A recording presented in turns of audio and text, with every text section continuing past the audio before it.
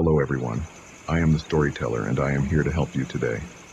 I know you use this video to fall asleep, so before that, like the video and subscribe to the channel. Also, where are you from and what time are you watching? Now get comfortable and relax.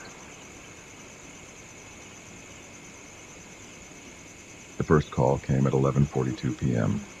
I remember because I had just glanced at the clock, wondering if I should go to bed or watch one more episode of the crime drama I'd been binging. The shrill ring of my phone made me jump, scattering popcorn across my lap. Unknown number. I hesitated, then answered. Hello? My voice sounded small in the quiet of my apartment. Silence. Then a low, raspy breath. Hello? I repeated, irritation creeping into my tone. Who is this? The line went dead. I stared at my phone, shrugged, and tossed it aside. Probably a wrong number or a prank call. I settled back into my show, pushing the odd call out of my mind. 15 minutes later, my phone rang again, same unknown number. This time I let it go to voicemail. A minute passed, and my phone buzzed with a notification. One new voicemail. I pressed play, holding the phone to my ear. That same raspy breathing filled the line for a few seconds. Then a whisper. I can see you. A chill ran down my spine. I deleted the message and blocked the number, my hands shaking slightly. Just a creep, I told myself. Nothing to worry about. I got up to make some tea, hoping it would calm my nerves. As I waited for the kettle to boil, I found myself peeking out the window, scanning the dark street below. Nothing but parked cars and empty sidewalks. Back on the couch, clutching my mug of chamomile, I tried to focus on my show, but my mind kept wandering, replaying that whispered message. I can see you. My phone buzzed. A text from another unknown number. Nice pajamas? I looked down at my faded Star Wars pajama pants and felt my stomach drop. How could they know? I jumped up and ran to each window, yanking the curtains closed. My heart was pounding so hard I could feel it in my throat. I dialed 911 with trembling fingers. 911, what's your emergency? I took a deep breath. I'm getting threatening calls and messages from someone who says they can see me. I think I'm being watched. The dispatcher's voice was calm and professional. Are you in immediate danger? Do you see anyone around your property?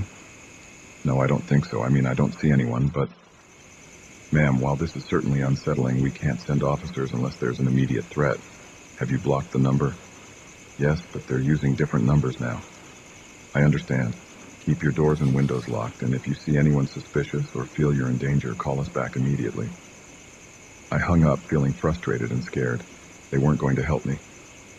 My phone rang again. Another unknown number. Against my better judgment, I answered. Stop calling me, I said, trying to sound firm and unafraid. A low chuckle. But we're just getting started, Sarah. My blood ran cold. They knew my name. Who is this? What do you want? I demanded. I want you to look out your window, Sarah. I have a surprise for you. The line went dead. Every instinct screamed at me not to do it, but I found myself moving towards the window. My hands shook as I reached for the curtain. I took a deep breath and pulled it back just an inch. At first I saw nothing. Then a movement caught my eye. A figure stood on the sidewalk across the street, partially hidden by a tree. They were looking right at my window.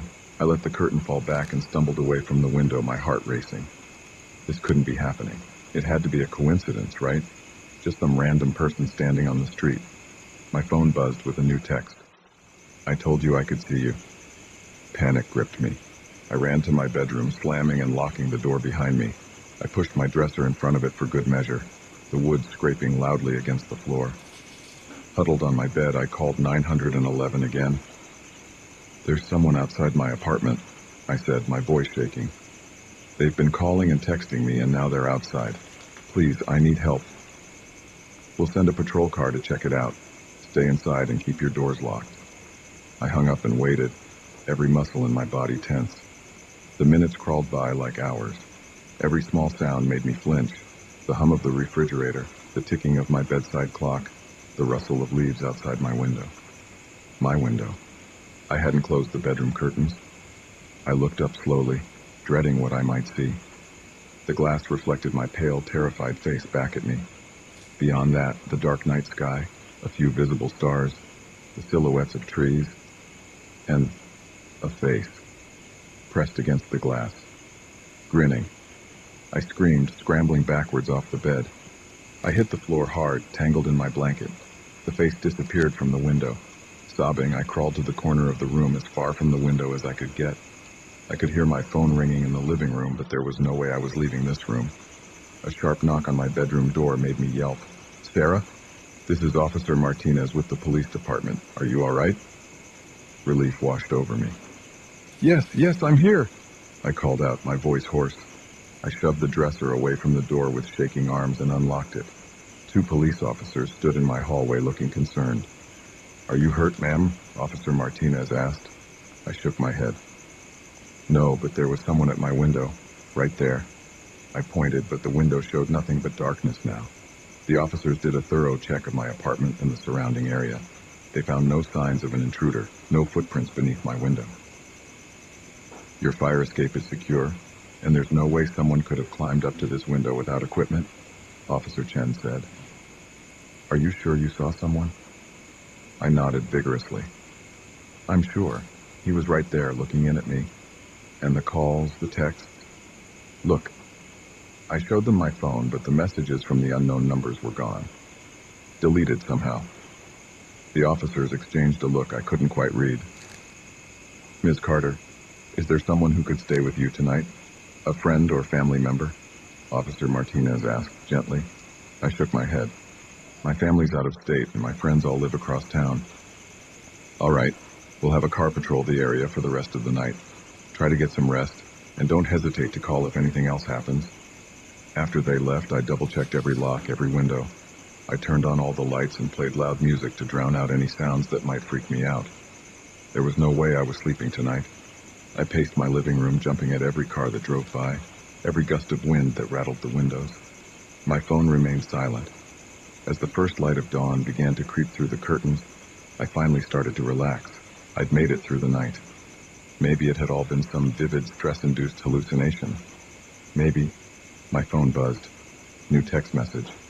With trembling fingers, I opened it. "Good morning, Sarah. Did you miss me? Don't worry, I'll see you again soon. Sweet dreams." Attached was a photo of me, asleep on my couch, clearly taken from inside my apartment. I dropped the phone like it had burned me. This wasn't possible. The police had checked everything. I'd been awake all night. But as the terror rose in my throat, threatening to choke me, my eyes landed on the TV remote next to me. The Blu-ray player was on, the menu screen of my show playing on a loop. Slowly, the realization dawned on me. I hadn't been binging a new show last night. I'd been watching my own life, recorded and played back to me. How long had they been watching? How did they get in? And most terrifying of all, were they still here? As if in answer, I heard a creak from inside my walls, a sound I'd always dismissed as old pipes or settling foundations. Now I knew better. My phone buzzed again. Trembling, I looked at the screen. "Ready for the next episode?" The headlights barely cut through the torrential downpour as I navigated the winding country road. It was well past midnight, and I was exhausted from hours of driving. That's when I saw him, a lone figure on the roadside, thumb outstretched, drenched to the bone. Against my better judgment, I slowed down. Little did I know this decision would plunge me into a nightmare I couldn't have imagined. I pulled over, the wipers struggling to keep up with the relentless rain. The man jogged to my passenger side, and I leaned over to unlock the door. He slid in, bringing with him the smell of wet clothes and something else I couldn't quite place. "Thanks, mate," he said, pushing back his soaked hood. "Thought I'd be out here all night." I nodded, pulling back onto the road. "No problem. Where you headed?" "Next town over, if that's all right," he replied, his voice oddly calm for someone who'd been stranded in such awful weather. I glanced at him. He was younger than I'd initially thought, maybe mid-20s, with sharp features and eyes that seemed to reflect the dim light of the dashboard. "I'm Jake," I offered, hoping some conversation would keep me alert for the drive. "Matt," he replied simply. We drove in silence for a few minutes, the rhythm of the rain and the swish of the wipers the only sounds. I tried to focus on the road, but my eyes kept darting to my unexpected passenger. There was something off about him, but I couldn't put my finger on what. "So, what brings you out on a night like this?" I asked, trying to break the uncomfortable silence. Matt shrugged. "Sometimes you just need to get away, you know?" I nodded, though I didn't really understand. Who chooses to hitchhike in the middle of a storm? "What about you?" he asked. "Long drive?" "Yeah, coming back from a business trip. Should have gotten a hotel for the night, but I wanted to get home." Matt hummed in response, his eyes fixed on the road ahead. The rain seemed to be getting heavier, if that was even possible. I leaned forward, squinting through the windshield. "Crazy weather, huh?" I said, more to fill the silence than anything else. No response. I glanced over at Matt, and my heart nearly stopped. The passenger seat was empty. I slammed on the brakes, the car fishtailing slightly on the wet road. I looked around wildly, half expecting to see Matt somehow in the back seat. But the car was empty except for me. My mind raced. Had I imagined him? Was I so tired that I'd hallucinated an entire conversation? But no, the seat was wet where he'd been sitting. The musty smell of his damp clothes still lingered in the air. With shaking hands, I put the car in park and turned on the interior lights. I searched the car, looking under the seats, even popping the trunk, though I knew it was impossible for him to have gotten there. Nothing. No trace of Matt. I got back in the car, my clothes now soaked from the rain, and sat there, trying to make sense of what had just happened. There was no way he could have jumped out. We'd been going at least 50 miles per hour, and I would have noticed the door opening. I took a deep breath, trying to calm my racing heart. Maybe I had dozed off for a second and dreamed the whole thing. Sleep deprivation could do strange things to a person's mind, right? But as I went to put the car back in drive, something caught my eye. There on the dashboard was a small puddle of water, and next to it, unmistakably, was a muddy fingerprint. A chill ran down my spine. This was real. Matt had been here, and now he was gone. I put the car in drive and pressed the gas pedal to the floor, desperate to put as much distance between me and this stretch of road as possible. My mind whirled with possibilities, each more terrifying than the last. As I drove, I couldn't shake the feeling that I wasn't alone. Every shadow seemed to move. Every reflection in the rearview mirror made me jump. I found myself checking the back seat obsessively, half expecting to see Matt's face grinning back at me. After what felt like hours, but was probably only minutes, I saw lights ahead. A gas station. I pulled in, the bright fluorescent lights a stark contrast to the dark, wet night. I sat there for a moment, engine idling, trying to decide what to do. Should I call the police? Would they even believe me? Finally, I worked up the courage to go inside. The bell above the door jingled as I entered, making me jump. The clerk, an older man with a scraggly beard, looked up from his magazine. "Nasty night to be out," he commented. I nodded, trying to appear calm. "Yeah, it's pretty bad out there. Hey, this might sound crazy, but have you seen anyone else come through here tonight? A young guy, maybe mid-20s? The clerk furrowed his brow. "Can't say that I have. You're the first customer I've had in hours. Everything okay?" I hesitated. Should I tell him? Would he think I was crazy? I picked up a hitchhiker a few miles back, I started, the words tumbling out. And then he just disappeared. From inside my moving car. I expected the clerk to laugh, to tell me I must be tired and seeing things. Instead, his face paled. "You picked him up on Blackwood Road?" he asked, his voice barely above a whisper. I nodded, a sense of dread growing in the pit of my stomach. The clerk sighed, rubbing his face with his hands. "You're not the first, you know. It's been happening for years. Always on rainy nights, always on that stretch of road." What are you talking about?" I asked, though part of me didn't want to know the answer. "There was an accident about 10 years back," the clerk said, his eyes distant. "Young guy, hitchhiking in a storm. Driver didn't see him until it was too late. Hit him head on. They say he died instantly." I felt the blood drain from my face. But I talked to him. He was in my car." The clerk nodded solemnly.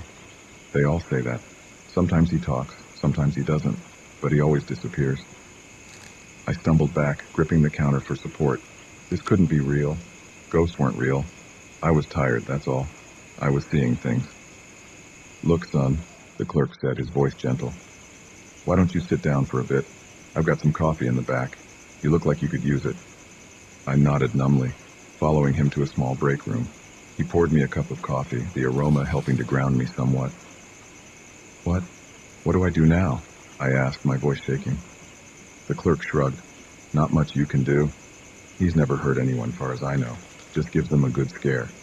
My advice? Get some rest and try to put it behind you. But as I sat there, sipping the too-hot coffee, I knew I'd never be able to forget.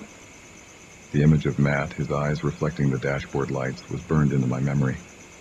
After a while, I thanked the clerk and headed back to my car. The rain had finally let up, and a full moon peeked through the breaking clouds. I took a deep breath, trying to steel myself for the rest of the drive home. As I reached for the door handle, I froze. There in the back seat was a shape, a human shape. My heart pounded as I leaned in for a closer look. It was my jacket, the jacket I could have sworn I'd left at home. I laughed, the sound bordering on hysterical. My imagination was really getting the best of me. I got in the car, shaking my head at my own foolishness. As I went to start the engine, my eyes caught something in the rearview mirror. For just a second, I could have sworn I saw Matt's face, his eyes meeting mine in the reflection. But when I whipped around to look, the back seat was empty. I peeled out of the gas station, my tires squealing on the wet pavement. As I drove, I couldn't shake the feeling that I wasn't alone. Every shadow on the road looked like a person. Every reflection in my mirrors made me flinch. I made it home in record time, my hands shaking as I unlocked my front door. I left the lights off, not wanting to see if anything or anyone had followed me home. As I lay in bed that night, unable to sleep, I couldn't stop thinking about Matt. Was he out there now, thumb outstretched on that lonely stretch of road? How many other unsuspecting drivers would pick him up, only to be left shaken and questioning their sanity? One thing was certain, I'd never pick up another hitchhiker again. And on rainy nights, I'd be sure to avoid Blackwood Road, because now I knew the truth. Sometimes the ghosts of the past don't stay in the past. Sometimes they hitch a ride into the present, leaving us to grapple with a reality we're not prepared to face. The moment I answered that call, I knew this night shift would be different. Her voice, trembling and desperate, shattered the monotonous silence of the empty office building. "Please," she whispered, "you have to help me. I'm trapped somewhere inside." Little did I know those words would plunge me into a nightmare that would make me question everything I thought I knew about this place I'd guarded for years. I've been a night security guard at Oakwood Tower for the better part of a decade. 12 floors of polished corporate emptiness, my domain from dusk till dawn. I know every creaky floorboard, every flickering light, every shadow that stretches across the silent hallways, or at least I thought I did. That night started like any other. I arrived at 10 p.m., relieved the day shift guy, and settled into my usual routine. A quick patrol of the building, then back to the security desk to watch the cameras and catch up on some reading. The place was dead quiet, as always. Just the hum of the air conditioning and the occasional ping of the elevator to keep me company. It was around midnight when the call came in. I was halfway through a dog-eared paperback when the phone on my desk rang, startling me out of my book-induced trance. Probably a false alarm, I thought. Or maybe one of the cleaning staff had forgotten their access card again. I picked up the receiver. "Oakwood Tower Security, this is Mike." At first there was nothing but static. Then a woman's voice, so faint I had to press the phone hard against my ear to hear her. "Please," she said, her words barely above a whisper. "You have to help me. I'm trapped somewhere inside." I sat up straighter, my heart rate picking up. "Ma'am, where are you exactly? What floor?" I don't know," she replied, panic evident in her voice. "It's dark. I can't see anything. Please, you have to find me." "Okay, stay calm," I said, trying to keep my own voice steady. "I'm going to come look for you. Can you tell me anything about where you are? Any sounds or smells?" "It's cold," she said. And I think I hear water dripping. Please hurry." The line went dead. I stood up, my mind racing. This had to be some kind of prank, right? The building was empty when I did my initial sweep. All the doors were locked, all the alarms set. There was no way someone could be trapped inside. But what if they were? I grabbed my flashlight and radio and headed for the elevator. As the door slid shut, I caught a glimpse of my reflection in the polished metal. My face looked pale, my eyes wide. Get it together, Mike, I told myself. You've dealt with weird stuff before. This is probably nothing. I decided to start at the top and work my way down. The 12th floor was executive offices, all glass walls and modern furniture. My footsteps echoed loudly as I walked the perimeter, shining my flashlight into every corner. Nothing. The 11th floor was much the same, and the 10th, and the 9th. With each empty floor, I felt a mix of relief and growing unease. Where was this woman? How had she gotten in? As I stepped off the elevator onto the 8th floor, something felt different. The air was cooler here, almost damp. I shone my flashlight down the hallway and the beam caught something that made my blood run cold. Footprints. Wet footprints on the carpet leading away from the elevator. I followed them slowly, my heart pounding in my chest. They led to a door at the end of the hall, a supply closet if I remembered correctly. I put my hand on the doorknob, took a deep breath, and turned it. The door creaked open, revealing nothing but cleaning supplies and a mop bucket. No woman, no sign of anyone. I let out a shaky breath, half relieved and half frustrated. What was going on here? That's when I heard it. Footsteps coming from somewhere behind me. I whirled around, my flashlight beam cutting through the darkness. Hello? I called out. Is someone there? No response. Just more footsteps, fading away now. I ran after the sound, turning a corner just in time to see a shadow disappear into the stairwell. Hey, I shouted, sprinting to the door. I yanked it open and looked down the stairs, but there was nothing. No sound, no movement, just the echo of my own heavy breathing. I keyed my radio. Control, this is Mike. I've got a possible intruder in the building, requesting backup. Static was my only reply. A chill ran down my spine as I realized I was truly alone here. Whatever was happening, I had to handle it myself. I made my way back to the elevator, my nerves on high alert. As the doors slid shut, I caught movement in my peripheral vision. I turned just in time to see a figure dart past the closing gap. A woman, her long dark hair obscuring her face. My heart leapt into my throat. The doors were already closed. I jabbed the button for the 7th floor, willing the elevator to move faster. When it finally opened, I burst out, looking wildly in both directions. Hello? I called out. I'm here to help. Where are you? A soft sob echoed from somewhere down the hall. I ran towards the sound, my flashlight beam bouncing erratically off the walls. I rounded a corner and skidded to a stop. There she was. A woman in a white dress, her back to me, her long dark hair hanging limply down her back. She was facing the wall, her shoulders shaking with quiet sobs. Ma'am, I said softly, not wanting to startle her. Are you all right? I'm here to help you. She didn't respond, didn't even seem to hear me. I took a step closer. Miss, can you hear me? Slowly, so slowly, she began to turn around. I felt my chest tighten, a sense of dread washing over me. Something was wrong, very wrong.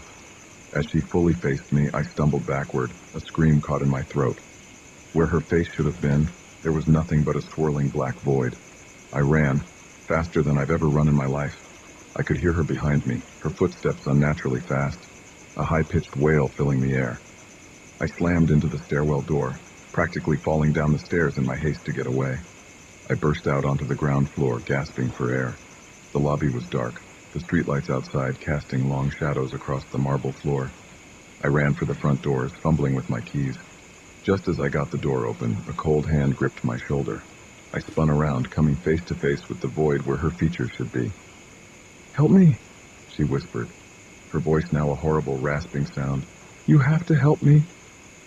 I wrenched myself free and stumbled out into the street, not stopping until I was several blocks away. I stood there, bent over and panting, my mind struggling to process what had just happened. When I finally worked up the courage to return to Oakwood Tower, everything was as I had left it. No footprints, no woman, no sign that anything out of the ordinary had occurred. I sat at my desk, shaken to my core, until the morning shift arrived. I didn't tell them what had happened. How could I? They'd think I was crazy. But as I left that morning, I couldn't shake the feeling that I was being watched. I glanced up at the building, its windows reflecting the rising sun, and there, in a 7th floor window, I saw her, just for a moment. A pale face, long dark hair, and eyes that seemed to bore into my very soul. I quit my job that day, found a new gig across town. but I still dream about her sometimes. The woman in the white dress, the voice on the phone, and I wonder, is she still there? Still trapped? Still waiting for someone to answer her call? I don't know if I'll ever have the answers, but one thing's for sure. I'll never set foot in Oakwood Tower again. Some mysteries are better left unsolved. Some calls better left unanswered. Because sometimes when you go looking for someone who's trapped, you might just end up trapped yourself. The first set of footprints appeared on a Tuesday morning. Muddy and distinct, they led straight up to my cabin door, as if their owner had materialized out of thin air. I dismissed it as a late-night hiker, perhaps someone who'd lost their way. Little did I know, those innocent-looking tracks were the beginning of a nightmare that would push me to the very edge of sanity. I'd rented the cabin for a month-long writing retreat, desperate to finish my novel away from the distractions of city life. Nestled in the woods of Vermont, it seemed perfect, quaint, isolated, and blissfully quiet. The owner, a gruff old man named Earl, had handed me the keys with a grunt and a warning to keep the doors locked at night. "Bears," he'd said by way of explanation. I'd nodded, thinking nothing of it. That first week was productive. I'd wake early, make a pot of coffee, and write until the sun dipped below the tree line. The words flowed easily, inspired by the tranquil surroundings. But as the days wore on, I couldn't shake the feeling that something was off. It started small. A book left on the coffee table when I was sure I'd put it back on the shelf. The creaking of floorboards in the middle of the night when I was certain I was alone. I chalked it up to an overactive imagination, fueled by too much caffeine and not enough sleep. But then came the footprints. I stared at them that Tuesday morning, coffee mug in hand, trying to make sense of what I was seeing. They started about 10 feet from the door, as if someone had dropped from the sky. No other tracks led to or from them. I shook my head, closed the door, and tried to focus on my writing. But the image of those muddy prints kept creeping into my mind, derailing my concentration. That night, I double-checked all the locks before bed. Sleep came fitfully, punctuated by strange dreams of shadowy figures lurking just out of sight. I woke to the sound of rain pattering against the roof, feeling groggy and unsettled. As I stumbled to the kitchen to start the coffee, something caught my eye. There, on the worn wooden floor, was a trail of wet footprints. My heart leapt into my throat. They led from the front door to the middle of the living room, then vanished. I ran to the door, my hands shaking as I checked the locks. They were still secure, deadbolt in place. How was this possible? I searched every inch of the cabin, looking for signs of forced entry, but found nothing. Unnerved, I called Earl. "Has anyone else got a key to this place?"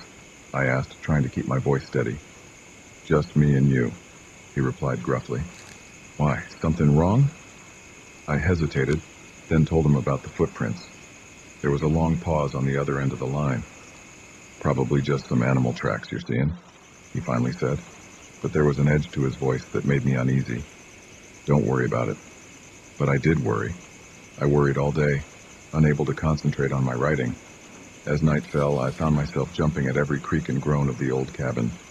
The words, "just some animal tracks," kept repeating in my head, but I knew that was a lie. Those prints were unmistakably human. I barely slept that night, lying awake and listening intently for any sound out of place. Around 3 a.m. I heard it. Soft, deliberate footsteps circling the cabin. My blood ran cold. I wanted to get up, to look out the window, but fear kept me paralyzed in bed. The footsteps continued for what felt like hours, occasionally punctuated by a soft scraping sound against the outer walls. When my alarm finally went off at 7, sunlight streaming through the curtains, I felt a wave of relief wash over me. I'd made it through the night. But as I walked into the living room, that relief evaporated instantly. There, scratched into the wooden floor, was a single word. Soon. I ran out of the cabin, not even bothering to change out of my pajamas. I needed to get to town, to talk to Earl face to face. This was beyond animal tracks or overactive imagination. Something was terribly wrong. Earl's shop was at the edge of town, a rundown general store that had seen better days. The bell jingled as I burst in, startling the old man behind the counter. "Whoa there," Earl said, eyeing my disheveled appearance. "What's got you in such a state?" Words tumbled out of me in a rush. The footprints, the noises, the scratched message. Earl's face grew more grave with each detail. When I finished, he sighed heavily. I was hoping it wouldn't come to this, he muttered, more to himself than to me. Thought maybe it had moved on. What had moved on? I demanded. What's going on, Earl? He looked at me for a long moment, then gestured for me to follow him into the back room. He poured 2 glasses of whiskey, handed me one, and settled into a worn armchair. That cabin, he began, his voice low. It ain't just a cabin. It's got a history. He told me a story that chilled me to the bone. Decades ago, a man had lived in that cabin. A recluse, odd but harmless, until the day they found the bodies. 3 hikers brutally murdered. The man vanished, never to be seen again. Some say he died out there in the woods, Earl continued. Others say, they say he's still out there, waiting. I downed my whiskey in one gulp, my mind reeling. Why didn't you tell me this before? I asked, anger rising in my voice. Earl shrugged. Didn't think you'd believe me, and it's been quiet for years now. Thought maybe it was over. I left Earl's shop in a daze, unsure of what to do. Part of me wanted to pack up and leave immediately, but another part, the writer in me perhaps, was morbidly curious. What if this was real? What if I could uncover the truth? I returned to the cabin, my senses on high alert. The scratched message was still there, mocking me. I spent the day researching the murders, finding old newspaper articles that corroborated Earl's story. As night fell, I found myself both dreading and anticipating what might come. I didn't have to wait long. Just after midnight, the footsteps started again. This time, instead of hiding, I crept to the window. What I saw nearly stopped my heart.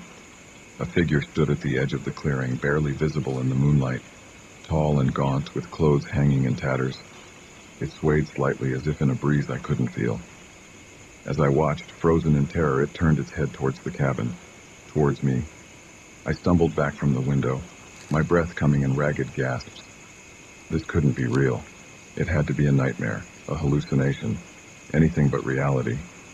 A soft scratching at the door jolted me back to my senses. I looked around wildly for a weapon, finally grabbing a heavy table lamp. The scratching continued, growing more insistent. Then, silence. I stood there, lamp raised, for what felt like hours. Slowly, I approached the door. My hand shook as I reached for the knob. I don't know what compelled me to open it. Morbid curiosity? A desire to prove to myself that this was all in my head? Whatever the reason, I turned the knob and pulled the door open. Nothing. The porch was empty, the woods beyond still and silent. I let out a shaky breath, feeling foolish. Maybe Earl's story had gotten to me more than I thought. That's when I saw it. A new message, scratched into the wooden porch floor. Welcome home. I didn't stop to pack, didn't stop to call Earl. I just ran. Ran to my car, fumbling with the keys, tires squealing as I peeled out of the driveway. In my rearview mirror, I caught a glimpse of a figure emerging from the tree line, watching me go.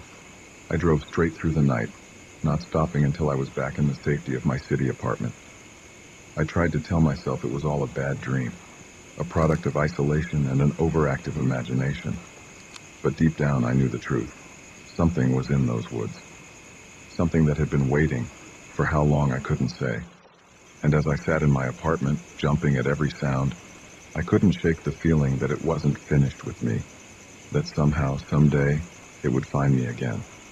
After all, it had said, welcome home, and home, as they say, is where the heart is, even if that heart has long since stopped beating.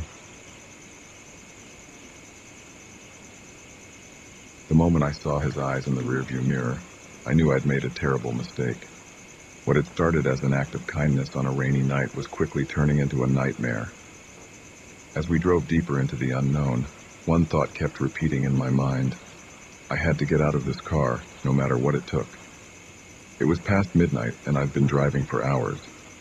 The rain had started as a light drizzle, but had turned into a relentless downpour, making it nearly impossible to see more than a few feet ahead. My windshield wipers were working overtime, and I was considering pulling over to wait out the storm when I saw him. He was standing on the side of the road, thumb out, completely drenched. In the split second it took me to decide, I thought about all the times I'd been stranded and wished someone would stop. Before I could second guess myself, I pulled over. As he jogged to the passenger side, I unlocked the door. He slid in, bringing with him the smell of rain and something else I couldn't quite place. "Thanks, man," he said, pushing his wet hair out of his eyes. "I thought I'd be out here all night." "No problem," I replied, pulling back onto the road. "Where you headed?" "Just the next town over, if that's all right," he said, his voice oddly calm for someone who'd been standing in the pouring rain. I nodded, trying to focus on the road ahead. The rain wasn't letting up, and I had to squint to make out the yellow lines. "I'm Mark," I offered, hoping some conversation would help keep me alert. "John," he replied simply. We drove in silence for a few minutes, the rhythmic swish of the wipers the only sound. I kept sneaking glances at John, something about him setting me on edge. He was staring straight ahead, his face partially hidden in shadow. "So, what brings you out on a night like this?" I asked, trying to break the uncomfortable silence. John shrugged. "Sometimes you gotta do what you gotta do, you know?" I nodded, though I didn't really understand. Who chooses to hitchhike in the middle of a storm? "What about you?" he asked. "Long drive?" "Yeah, coming back from visiting family. Should have gotten a hotel for the night, but I wanted to get home." John hummed in response, his eyes still fixed on the road ahead. The rain seemed to be getting heavier, if that was even possible. I leaned forward, squinting through the windshield. "Crazy weather, huh?" I said, more to fill the silence than anything else. "Yeah," John replied, his voice low. "Perfect night for a drive, though. No one else on the road." Something in his tone made my skin crawl. I gripped the steering wheel tighter, suddenly very aware of how isolated we were. "So where exactly is this next town?" I asked, trying to keep my voice casual. John shifted in his seat. "Oh, not too far now. Just keep driving straight." I frowned. We'd been on this road for a while now, and I hadn't seen any signs for upcoming towns. In fact, I was starting to think we'd missed a turn somewhere. "Are you sure?" I asked. "I don't remember the next town being this far." John turned to look at me then, and in the dim light of the dashboard, I saw something in his eyes that made my blood run cold. There was a hardness there, a glint of something dangerous. I said, "Keep driving," he said, all pretense of friendliness gone from his voice. My heart started racing. I gripped the steering wheel so tight my knuckles turned white. "Look, I think there's been a misunderstanding. Maybe I should just let you out here."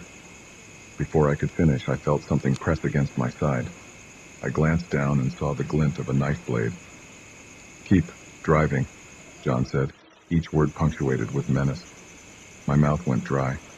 I pressed down on the gas pedal, my mind racing. How had I gotten myself into this situation? What did he want? We drove in tense silence for what felt like hours, but was probably only minutes. The rain continued to pour down, isolating us in a bubble of fear and uncertainty. "Turn right up here," John suddenly commanded. I looked ahead and saw a small dirt road leading off into darkness. My stomach dropped. There was no way this led to a town. "Please," I said, hating how my voice shook. "Just take my wallet, my phone, whatever you want. You don't have to do this." John laughed, a harsh sound that sent chills down my spine. "Oh, but I do. Now turn." With shaking hands, I turned onto the dirt road. The car bounced and slid in the mud, the headlights barely cutting through the darkness ahead. My mind raced, trying to think of a way out. Could I crash the car? Jump out? But with the knife at my side, any sudden movement could be fatal. "Stop here," John said after we'd gone about a mile down the road. I brought the car to a stop, the engine idling. We were surrounded by dense forest on both sides, no signs of civilization in sight. "Get out," he ordered. "Please," I tried one last time. "You don't have to do this." The pressure of the knife increased. I said, "Get out." Slowly, I opened the door and stepped out into the rain. It was coming down in sheets now, soaking me to the bone in seconds. John got out on the other side, the knife still pointed at me. "Walk," he said, gesturing towards the woods. As I took my first step, a plan started to form in my mind. It was risky, possibly suicidal, but it was all I had. We walked for what felt like miles, the mud sucking at my shoes, branches whipping at my face. John stayed a few paces behind me, occasionally prodding me with the knife to keep moving. Finally, we came to a small clearing. John told me to stop. "Turn around," he said. This was it. My one chance. As I turned, I pretended to slip in the mud. I fell backwards, my arms flailing. In the split second of confusion, I kicked out hard, catching John in the knee. He yelled in pain and surprise, the knife falling from his hand. I scrambled to my feet and ran. I ran like I'd never run before, crashing through the underbrush, branches tearing at my clothes and skin. I could hear John behind me, cursing and stumbling.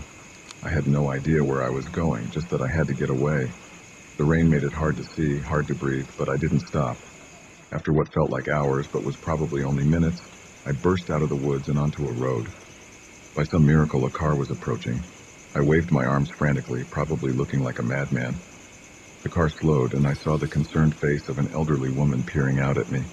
"Please," I gasped. "Help me." She must have seen the terror in my eyes because she unlocked the doors without hesitation. I climbed in, my hands shaking so badly I could barely close the door. "Drive," I said. "Please, just drive." As we sped away, I looked back at the woods. For a moment, I thought I saw a figure standing at the edge of the tree line, watching us go. But then we turned a corner and it was gone. The woman, bless her, drove me straight to the police station. I gave my statement, still shaking, still soaked to the bone. They never found John. The woods were searched, but there was no trace of him. Sometimes I wonder if he was ever real, or if he was some manifestation of my worst fears brought to life by that dark, stormy night. But then I remember the cold press of the knife against my side, the glint in his eyes, and I know it was all too real. I don't drive at night anymore if I can help it. And I never ever pick up hitchhikers. Some acts of kindness aren't worth the risk, because sometimes the real monsters aren't hiding in the woods or under our beds. Sometimes they're sitting right next to us, waiting for their moment to strike. The first time I noticed something was off, it was my favorite coffee mug. I could have sworn I'd left it in the sink, but there it was, sitting on the kitchen counter, clean and dry. I brushed it off as forgetfulness, a side effect of my long hours at work. But as the days went by, more things started to feel wrong. Little did I know, this was just the beginning of a nightmare that would turn my own home into a prison of fear and paranoia. I'd been living in this apartment for about 6 months. It was nothing fancy, just a small one-bedroom in a quiet part of town. The rent was cheap, and the landlord, Mr. Keegan, seemed nice enough. He was an older guy, probably in his 60s, with thinning gray hair and a perpetual look of exhaustion on his face. At first, everything was normal. I'd come home from work, make dinner, maybe watch some TV and go to bed.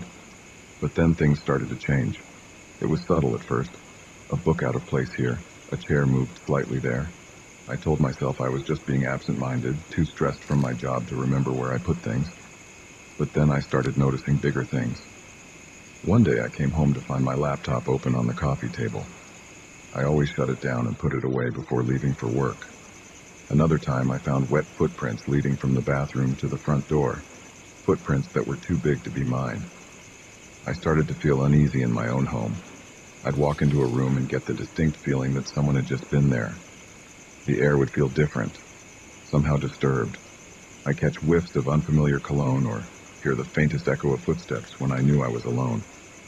I considered talking to Mr. Keegan about it, but what would I say? That I thought someone was sneaking into my apartment to move my things around? He'd think I was crazy. So I kept quiet and tried to convince myself that I was just being paranoid. But then came the night that changed everything. I woke up suddenly, my heart pounding. Something had pulled me from sleep, but I couldn't pinpoint what. The digital clock on my nightstand read 3:17 a.m. As I lay there trying to calm my racing pulse, I heard it, the soft creak of a floorboard in the living room. I froze, barely daring to breathe. There it was again, closer this time. Someone was in my apartment. Panic gripped me. I reached for my phone, ready to call 911, but my fingers froze over the keypad. What if they heard me? What if they came in here? The footsteps stopped right outside my bedroom door. I could see the shadow of feet in the gap beneath it. My whole body tensed, waiting for the handle to turn. But it didn't. After what felt like an eternity, the shadow moved away. I heard more creaks, then the soft click of the front door closing. I didn't move for hours, too terrified to even check if they were really gone. When the first light of dawn started to creep through my curtains, I finally found the courage to get up. The apartment looked normal. Nothing was missing. Nothing was out of place. If it weren't for the lingering scent of that unfamiliar cologne, I might have convinced myself it was all a bad dream. I called in sick to work that day. I couldn't bear the thought of leaving my apartment unattended. Instead, I went to the hardware store and bought new locks for my doors and windows. I installed them all myself, my hands shaking the entire time. That night, I barely slept. Every little noise made me jump. I kept imagining I heard footsteps, kept seeing shadows move out of the corner of my eye. The next day, exhausted and on edge, I decided I needed proof. I went out and bought a small security camera, the kind you can hide easily. I set it up in my living room, angled to capture most of the apartment. For days, nothing happened. The camera recorded hours of empty rooms and me going about my daily routine. I started to think that maybe I had imagined the whole thing, that stress and lack of sleep had made me paranoid. And then, a week after I installed the camera, it happened. I was at work when I got the notification on my phone that the camera had detected movement. With shaking hands, I opened the app and watched the live feed. There was someone in my apartment, a man, moving around my living room like he owned the place. As he turned towards the camera, I felt my blood run cold. It was Mr. Keegan. I watched in horror as he casually walked through my home, picking things up and examining them. He went into my bedroom, staying there for far too long. When he came out, he was carrying one of my sweaters. He held it to his face and inhaled deeply before putting it back. I felt sick. This couldn't be happening. How long had this been going on? How many times had he been in my home while I was away? While I was sleeping? I left work early, my mind reeling. I didn't know what to do. Should I confront him? Call the police? Move out immediately? When I got home, everything looked normal, just like always. But now I knew the truth. I could almost see the ghost of Mr. Keegan moving through my rooms, touching my things, invading my privacy. I couldn't stay there. I packed a bag and went to stay with a friend, showing her the video footage and explaining everything. She insisted we go to the police. The officers took my statement and watched the video. They seemed concerned, but warned me that since Mr. Keegan was the landlord and technically had the right to enter for maintenance, it might be hard to prove criminal intent. Still, they agreed to investigate. They interviewed Mr. Keegan, who apparently broke down and confessed almost immediately. He'd been doing this for years, he said, to multiple tenants. The police found evidence in his own apartment, photographs, stolen items, detailed journals of his intrusions. I never went back to that apartment. I couldn't bear the thought of being in that space, knowing what had happened there. Even after moving to a new place, it took months before I could relax in my own home again. Sometimes I still wake up in the middle of the night, certain I hear footsteps outside my door. I have to remind myself that it's over, that I'm safe now. But a part of me wonders if I'll ever truly feel secure again. The experience taught me a harsh lesson about trust and privacy. We like to think of our homes as sanctuaries, as the one place where we can truly be ourselves. But the truth is, we're vulnerable even in our most private spaces. The locks on our doors can't always keep out the monsters, especially when the monster has a key. Now, I always check my security cameras before I go to bed. I have sensors on all my doors and windows. Some might call it paranoia, but I call it self-preservation. Because I know firsthand that sometimes the greatest threats aren't strangers lurking in dark alleys. Sometimes they're the familiar faces we see every day, hiding sinister secrets behind friendly smiles. Mr. Keegan is in prison now, but I often wonder about his other victims. How many lives did he invade? How many people are out there, feeling uneasy in their own homes, not knowing why? And how many other Mr. Keegans are out there, holding keys to apartments, hiding behind the facade of helpful landlords? I don't have answers to these questions. All I know is that I'll never take my privacy for granted again, because once it's violated, you realize just how precious and fragile it really is, and no lock in the world can fully restore that sense of security once it's been shattered.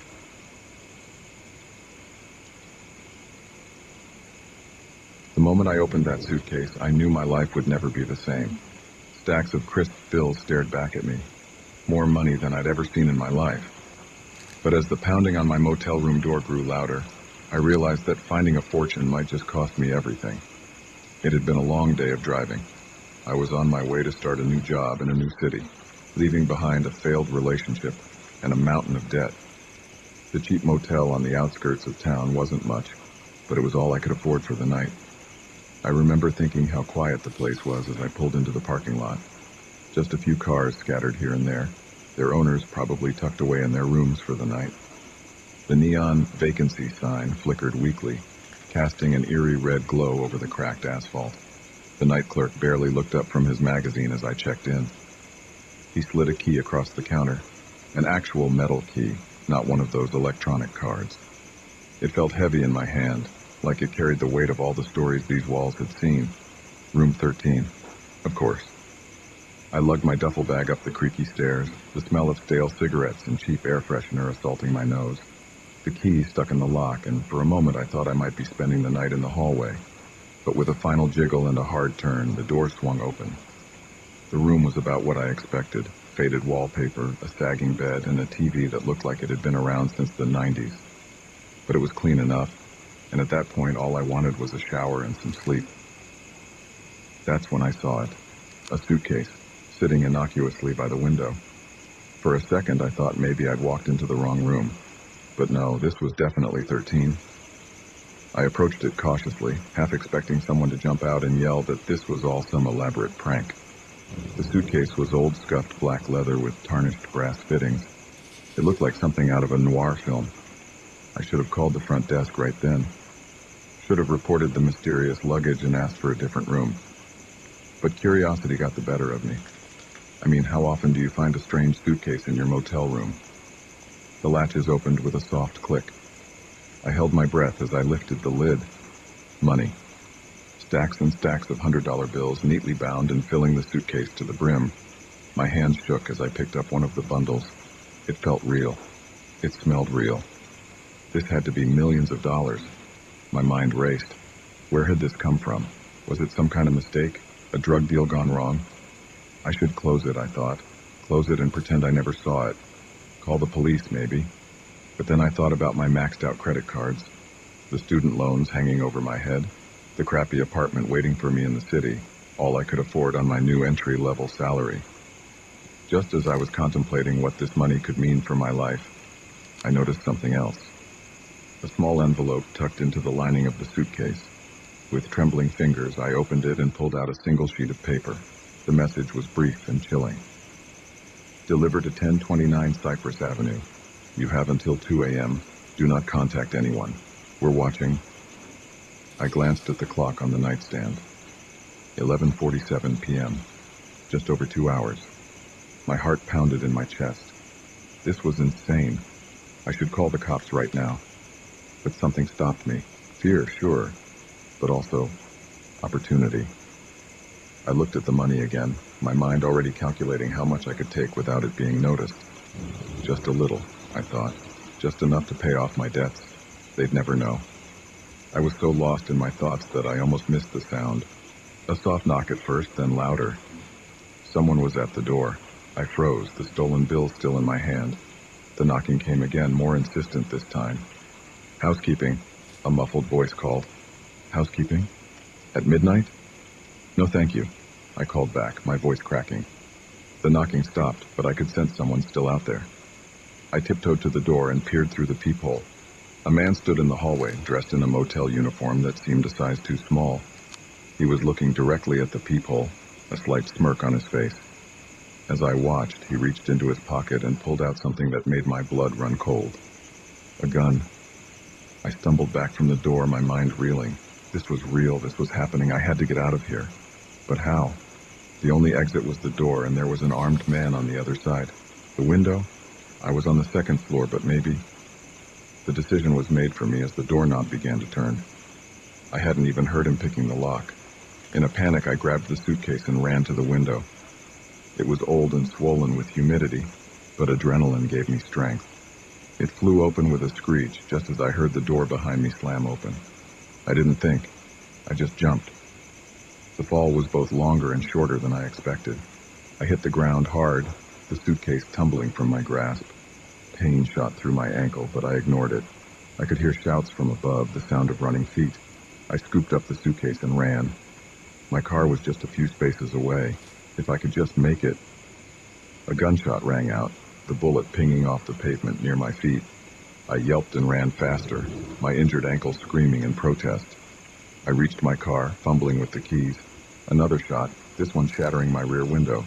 I dove inside, jammed the key into the ignition, and peeled out of the parking lot. In my rearview mirror, I could see two men running after me, but they quickly fell behind. I drove aimlessly, taking random turns, my heart pounding so hard I thought it might burst from my chest. After about 20 minutes, when I was sure I wasn't being followed, I pulled into an empty parking lot. My hands were shaking so badly I could barely turn off the engine. What had I done? What had I gotten myself into? I looked at the suitcase sitting on the passenger seat. In the heat of the moment, I'd grabbed it without thinking. Now I was stuck with it, and whatever trouble came with it. I checked my phone, 12:43 a.m., a little over an hour until the deadline. I had a choice to make. I could go to the police, tell them everything. Maybe they could protect me from whoever was after this money. Or I could make the delivery, hope that whoever was behind this would let me walk away. Or I looked at the suitcase again. I could run, take the money and disappear, start a new life somewhere far away. Each option seemed impossible, fraught with danger. But I had to decide. The clock was ticking, and I knew that somewhere out there someone was watching, waiting. With a deep breath, I started the car. Whatever I decided, I couldn't stay here. As I pulled back onto the road, the weight of the suitcase seemed to grow heavier. I'd wanted a fresh start, a new beginning.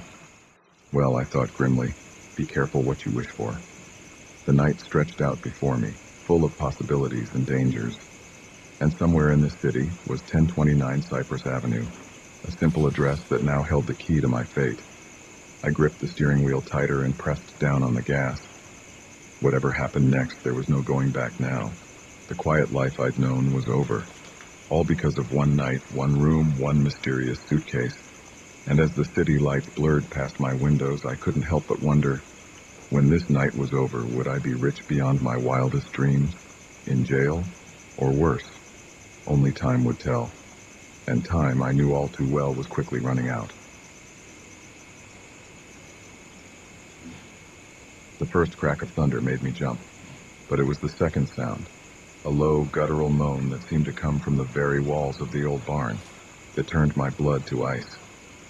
I'd sought shelter from the storm, but as the shadows around me began to move in ways shadows shouldn't, I realized I'd walked straight into a nightmare. It had started as a simple camping trip, a chance to clear my head after a messy breakup and the stress of losing my job. Just me, my tent, and the great outdoors. I'd chosen a remote spot in the woods, miles from the nearest town, the perfect place to reconnect with nature and forget about my problems for a while. The first 2 days were exactly what I needed. The fresh air, the quiet, the simple routine of gathering firewood and cooking over an open flame. I felt more relaxed than I had in months. But on the third day, everything changed. I woke to dark clouds rolling in, the air heavy with the promise of rain. I should have packed up then, headed back to civilization. But I convinced myself it was just a passing shower. I could wait it out. By mid-afternoon, I knew I'd made a mistake. The wind picked up, whipping through the trees with a fury that bent branches and sent leaves swirling. The first drops of rain were fat and heavy, quickly turning into a deluge that had me scrambling to secure my tent. It was a losing battle. Within minutes, my campsite was a soggy mess. I needed to find better shelter, and fast. That's when I remembered the old barn I'd passed on my hike the day before. It was about a mile away, but it was my best option. I grabbed my backpack, stuffed in what essentials I could, and set off through the worsening storm. By the time I reached the barn, I was soaked to the bone and shivering. The structure loomed before me, a dark silhouette against the gray sky. It was larger than I remembered, and in the gloom of the storm, it looked far more ominous than it had in the sunshine. I hesitated at the entrance, suddenly unsure. There was something off about the place, a stillness that seemed unnatural, even with the raging storm around it. Another crack of thunder made the decision for me. I ducked inside, grateful for the reprieve from the rain. The interior was dim, lit only by the occasional flash of lightning through the gaps in the wooden walls. The air was thick with the smell of damp hay and something else, something musty and unpleasant that I couldn't quite place. I moved deeper into the barn, my eyes slowly adjusting to the darkness. Old farm equipment cast strange shadows, and I could hear the scurrying of small animals in the corners, but overall it seemed dry and secure, a good place to wait out the storm. I found a relatively clean patch of hay and sat down, rummaging in my backpack for a dry shirt. That's when I heard it, a sound so faint I thought I'd imagined it at first. A whisper, like someone exhaling a long, slow breath. I froze, my hand still in my backpack. "Hello?" I called out, my voice sounding unnaturally loud in the empty barn. "Is someone there?" No response, just the howling of the wind outside and the steady drumming of rain on the roof. I shook my head, laughing nervously at my own jumpiness. Of course no one was here. It was just an old empty barn in the middle of nowhere. I changed into my dry clothes and tried to get comfortable. The storm showed no signs of letting up, and I resigned myself to spending the night here. It wasn't ideal, but it was better than being out in that downpour. As night fell, the darkness in the barn became absolute. My flashlight cast a weak beam that seemed to be swallowed up by the shadows. I kept it on, a small circle of light that did little to dispel the growing sense of unease that was settling over me. That's when the noises started. At first it was just creaks and groans, old wood settling, I told myself. But then came sounds I couldn't explain away so easily. Scratching noises from the walls, soft thuds from the hayloft above, and worst of all, that whispering sound again, closer now, like someone was standing just beyond the reach of my flashlight. I pulled my knees to my chest, my eyes darting around wildly. This wasn't right. I shouldn't be here. Every instinct was screaming at me to run, storm or no storm. But where would I go? I was miles from anywhere, in the middle of a forest I barely knew, in pitch darkness and pouring rain. A particularly loud thud from above made me yelp. I swung my flashlight toward the sound, and for a split second, I thought I saw something move in the hayloft. A dark shape, too big to be an animal, ducking out of sight. "Who's there?" I shouted, my voice cracking with fear. "This isn't funny." That's when the whispering started again, but this time I could make out words. "Join us," it seemed to say, the sound coming from everywhere and nowhere at once. "Stay with us." I scrambled to my feet, my heart pounding so hard I could feel it in my throat. This couldn't be happening. I had to be dreaming or hallucinating or... A hand touched my shoulder. I screamed, spinning around and swinging my flashlight like a weapon. The beam caught something, a face pale and gaunt with eyes that reflected the light like an animal's. It grinned at me, revealing teeth that were far too sharp to be human. I ran. I didn't think, didn't plan, just ran blindly toward where I thought the door was. I could hear movement all around me now, the rustling of hay and the creaking of floorboards as unseen things gave chase. I slammed into the barn door with enough force to knock the wind out of me, fumbling with the latch in panic. It wouldn't budge. I was trapped. Hands grabbed at me from behind, cold and strong. I thrashed and kicked, somehow breaking free. In desperation, I threw myself at one of the walls where I'd seen gaps in the planks. The old wood gave way with a splintering crack, and suddenly I was outside, rain lashing at my face. I didn't stop to see if I was being followed. I just ran, stumbling through the dark forest, branches whipping at my face and arms. I ran until my lungs burned and my legs felt like jelly. When I finally stopped, gasping for breath, I realized I had no idea where I was. The storm still raged around me, but it was preferable to what I'd left behind in that barn. As the adrenaline faded, the reality of my situation sank in. I was lost in the woods, in the middle of a storm, with no supplies and no idea which way to go. But even that seemed better than going back. I started walking, picking a direction at random and hoping it would lead me to a road, a house, anything. As I trudged through the rain, my mind kept replaying what I'd seen in the barn. It couldn't have been real. Maybe I'd eaten some bad berries or hit my head, or... A distant sound made me stop in my tracks. Was that a car engine? Hope surged through me. I changed direction, moving as fast as I could toward the sound. After what felt like hours, but was probably only minutes, I burst out of the tree line onto a road. Headlights appeared in the distance. I waved my arms frantically, praying they'd see me. The car slowed, then stopped. An older couple peered out at me. concern evident on their faces. "Are you all right, son?" the man asked as I approached. I opened my mouth to explain, but how could I? How could I tell them about the horrors in the barn without sounding completely insane? I got lost, I managed to say. "Can you help me get to town?" They were kind enough to give me a ride. As we drove away, I kept looking back, half expecting to see pale faces and sharp-toothed grins in the rearview mirror, but there was nothing but darkness and rain. I never went camping again after that night. Sometimes, when the wind howls just right, I can still hear those whispers. "Join us," they say. "Stay with us." And I know with a certainty that chills me to my core that somewhere out there in a forest I'll never visit again, there's an old barn waiting for the next unsuspecting soul to seek shelter from the storm. The moment I realized Sarah was gone, I felt like I'd been plunged into an icy lake. 1 second she was there, sitting next to me in the passenger seat, and the next, nothing. Just an empty space where a person should have been. It was as if the rainy night had reached into my car and swallowed her whole, leaving me alone with a mystery that would haunt me for years to come.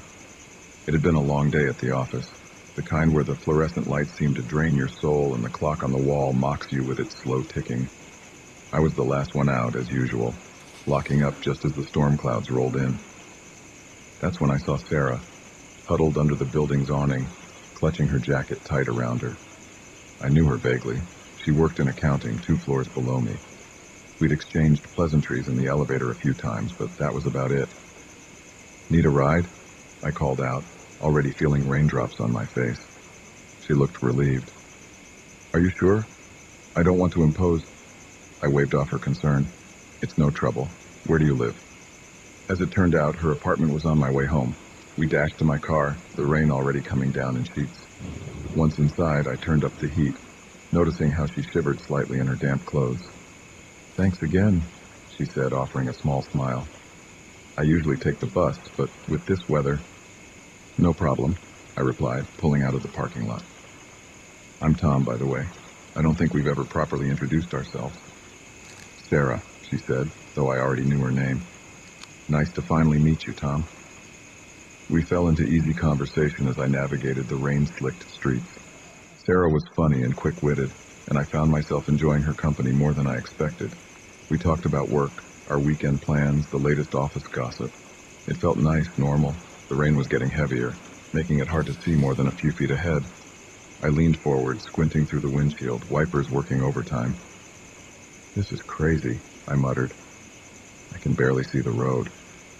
"Maybe we should pull over?" Sarah suggested, a note of concern in her voice. I shook my head. "We're almost to your place, just a few more minutes." I glanced over at her, offering what I hoped was a reassuring smile. She smiled back, but there was tension around her eyes. That was the last time I saw her. I turned my attention back to the road, focusing on not hydroplaning in the deep puddles that were forming. The rhythmic swish of the wipers and the drumming of rain on the roof filled the car. "So, any big plans this weekend?" I asked, trying to lighten the mood. No response. "Sarah?" I turned to look at her again, and my heart nearly stopped. The passenger seat was empty. I slammed on the brakes, the car fishtailing slightly before coming to a stop. For a long moment, I just sat there, staring at the vacant seat, trying to process what I was seeing, or rather, what I wasn't seeing. "Sarah," I called out again, louder this time. Maybe she'd somehow slipped into the back seat, but no, that was empty too. I got out of the car, rain immediately soaking through my clothes. "Sarah!"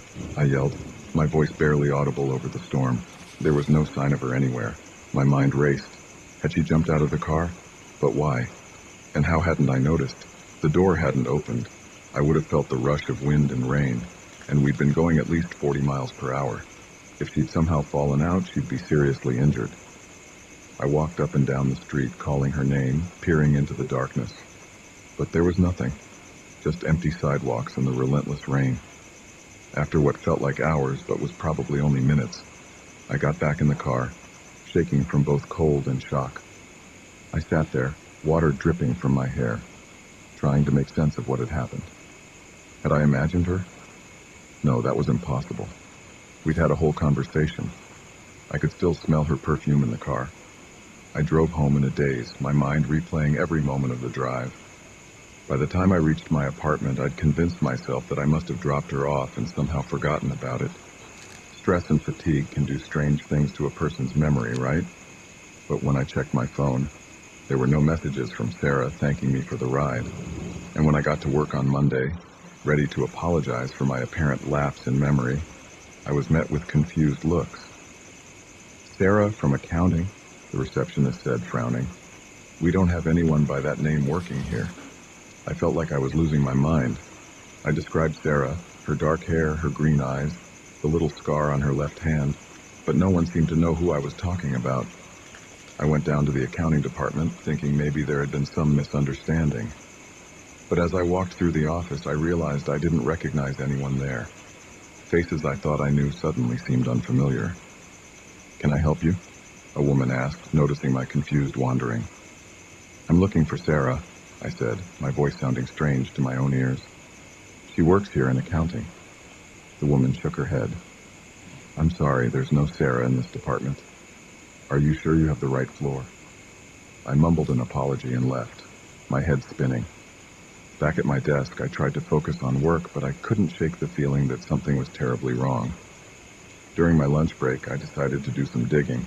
I searched the company directory, social media, even local news articles. There was no trace of Sarah anywhere. As the days turned into weeks, I became obsessed with finding her. I retraced our drive that night countless times, always in the rain, hoping to recreate the conditions. I put up flyers with her description, much to the concern of my coworkers who were starting to worry about my mental state.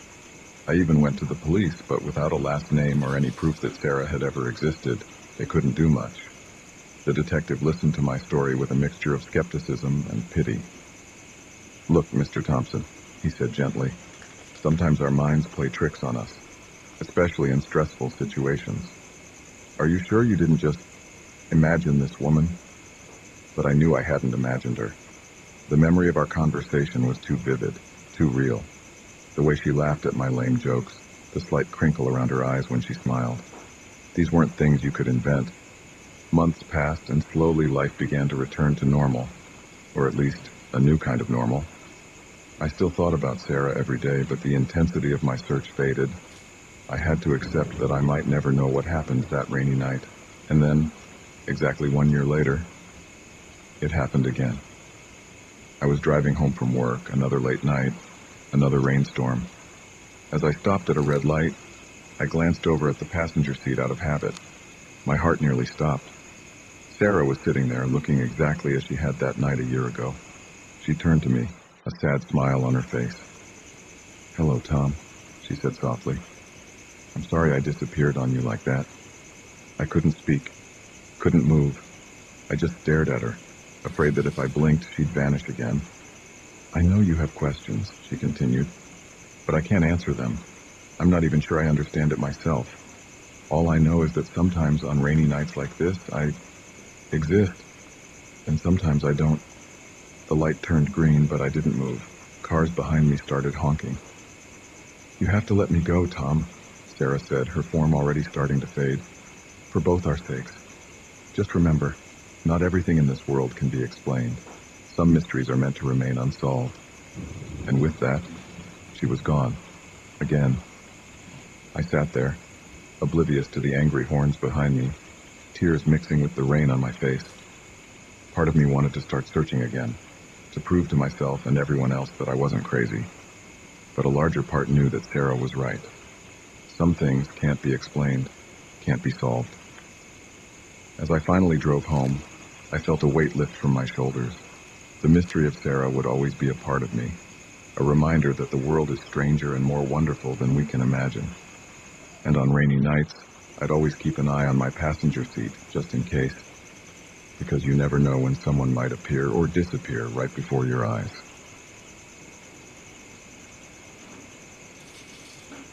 The moment I realized I wasn't alone in that park, every horror movie I'd ever watched flashed through my mind.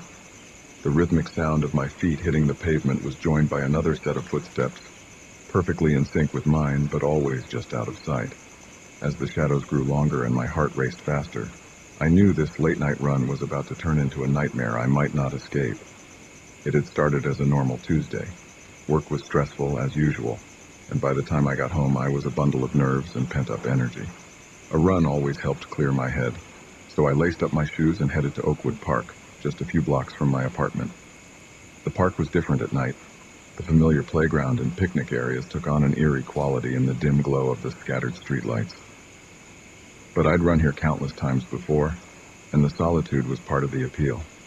Just me, the sound of my breathing, and the gentle rustle of leaves in the evening breeze. I started my usual route, a winding path that looped around the park's perimeter. The first lap was uneventful. I focused on my breathing, feeling the day's tension start to melt away with each step. By the second lap, I had fallen into a comfortable rhythm. That's when I first noticed it. A sound just on the edge of my hearing, almost imperceptible. At first, I thought it was just an echo of my own footsteps bouncing off the trees. But as I rounded a bend, I realized it was something else. Another set of footfalls, perfectly matching my pace. I glanced over my shoulder, expecting to see another late-night runner. But the path behind me was empty. A chill ran down my spine despite the warmth of the evening. I picked up my pace slightly, telling myself I was being ridiculous. It was probably just an animal in the underbrush, or maybe my imagination playing tricks on me. But the sound persisted, always behind me, always in perfect sync with my own steps. I tried varying my speed, even stopping abruptly at one point. Each time the phantom footsteps adjusted, maintaining that eerie synchronization. My heart was pounding now, and not just from the exertion. I felt exposed, vulnerable. The park that had always been my refuge suddenly felt like a trap. The trees that lined the path seemed to loom over me, their branches reaching out like gnarled fingers. I decided to cut my run short and head back to the park entrance. As I turned onto the main path, I caught a flicker of movement in my peripheral vision, a dark shape just ducking behind a tree. "Hello?" I called out, my voice sounding unnaturally loud in the quiet park. "Is someone there?" No response, just the distant hum of traffic and the soft rustling of leaves. I started walking briskly towards the exit, fighting the urge to break into a sprint. Running would make me look like prey, I thought. Better to stay calm and alert. The footsteps behind me quickened to match my new pace. They sounded closer now, no longer trying to hide their presence. I could hear the crunch of gravel, the soft thud of feet on grass. I couldn't help it. I ran. I sprinted down the path, my breath coming in ragged gasps. The footsteps behind me broke into a run as well, growing louder, closer. I chanced another look over my shoulder and saw a figure emerging from the shadows. Tall, unnaturally thin, moving with a fluid grace that seemed almost inhuman. I pushed harder, my legs burning with the effort. The park entrance was just ahead, the streetlights of the main road a beacon of safety. Just a little further. Something caught my foot, and I went sprawling onto the path. Pain shot through my hands and knees as they scraped against the gravel. I scrambled to get up, certain that at any moment I would feel hands grabbing me, pulling me back into the darkness. But when I turned around, there was nothing there. No shadowy figure, no sound of footsteps. Just the empty path stretching back into the dimly lit park. I didn't wait to see if my pursuer would reappear. I limped as fast as I could to the park entrance, not stopping until I was under the bright lights of the main street. Only then did I pause to catch my breath, my hands on my knees as I gulped in air. A couple walking their dog gave me a concerned look as they passed. I must have been quite a sight. Sweaty, wide-eyed, with bloody palms and torn running clothes. "Are you okay?" the woman asked, taking a step towards me. I nodded, not trusting my voice just yet. They lingered for a moment, clearly unsure whether to believe me, before continuing on their way. As my breathing slowed and the adrenaline began to fade, I started to doubt myself. Had there really been someone following me? Or had I let my imagination run wild, turning normal nighttime park sounds into something sinister? I looked back at the park entrance. Everything seemed peaceful now. No shadowy figures, no phantom footsteps. Just a quiet, empty park at night.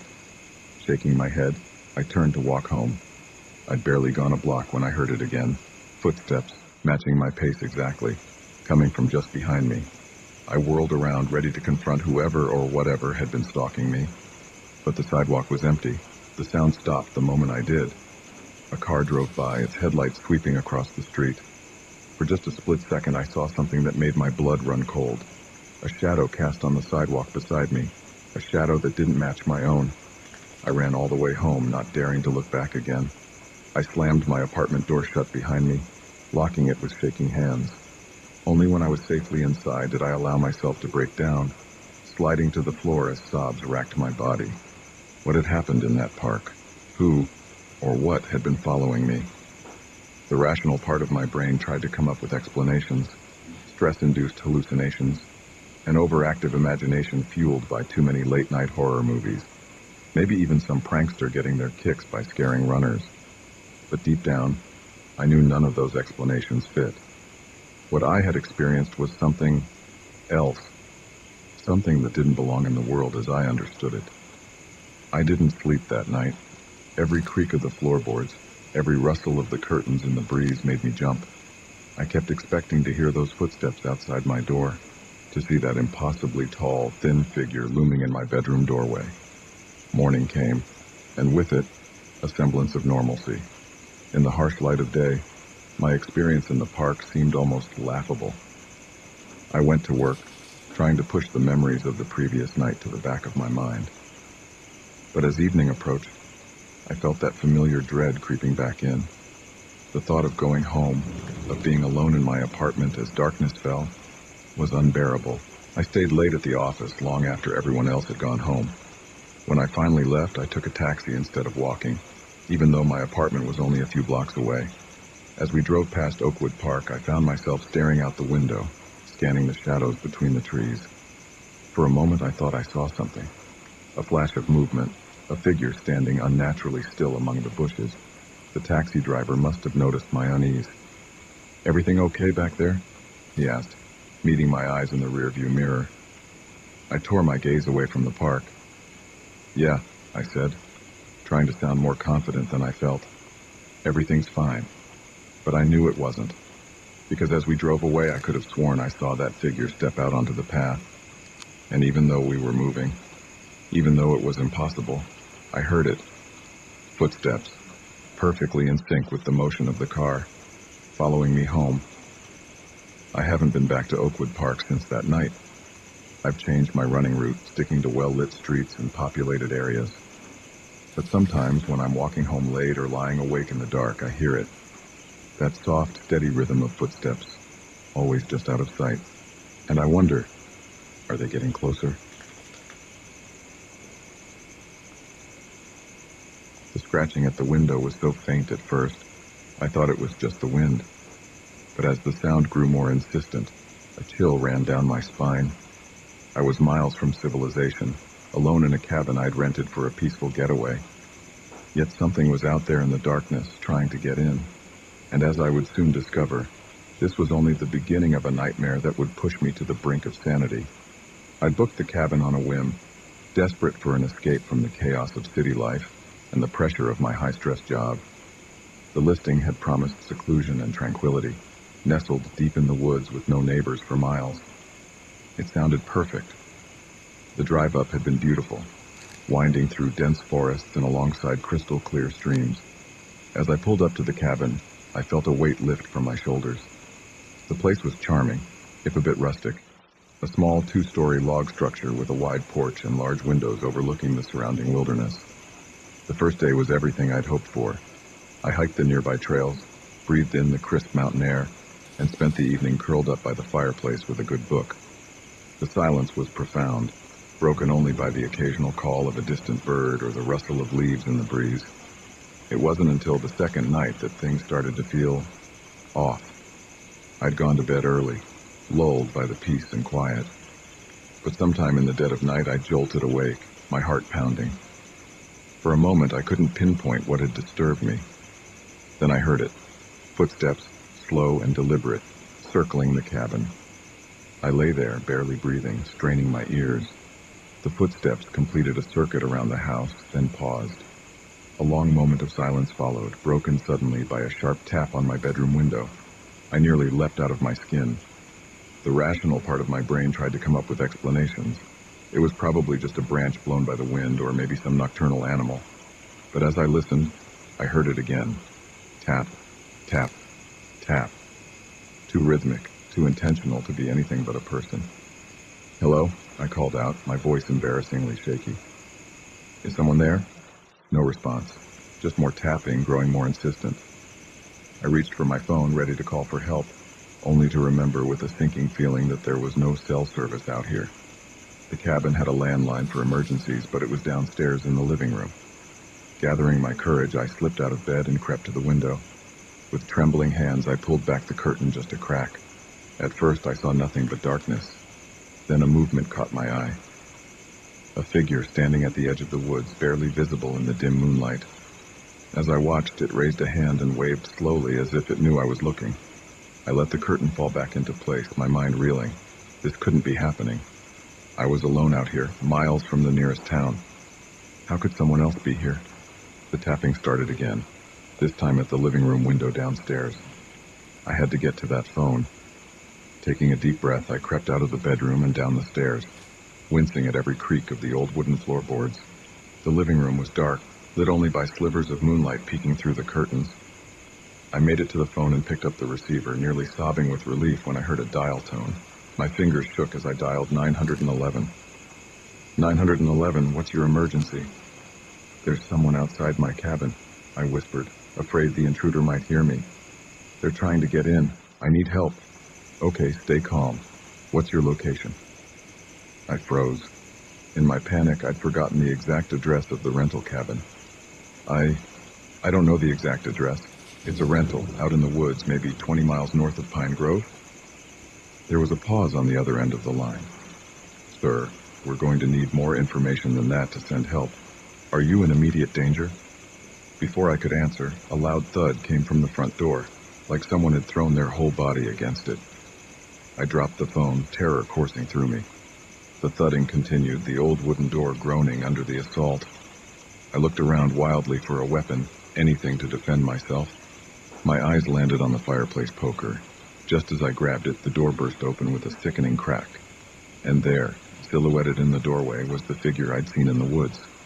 It was tall, impossibly tall, its limbs too long and thin to be human. As it ducked to enter the cabin, I caught a glimpse of its face in the moonlight. My blood ran cold.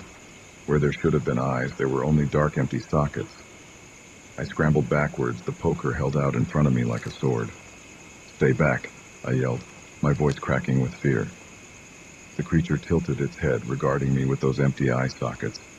Then, to my horror, it spoke.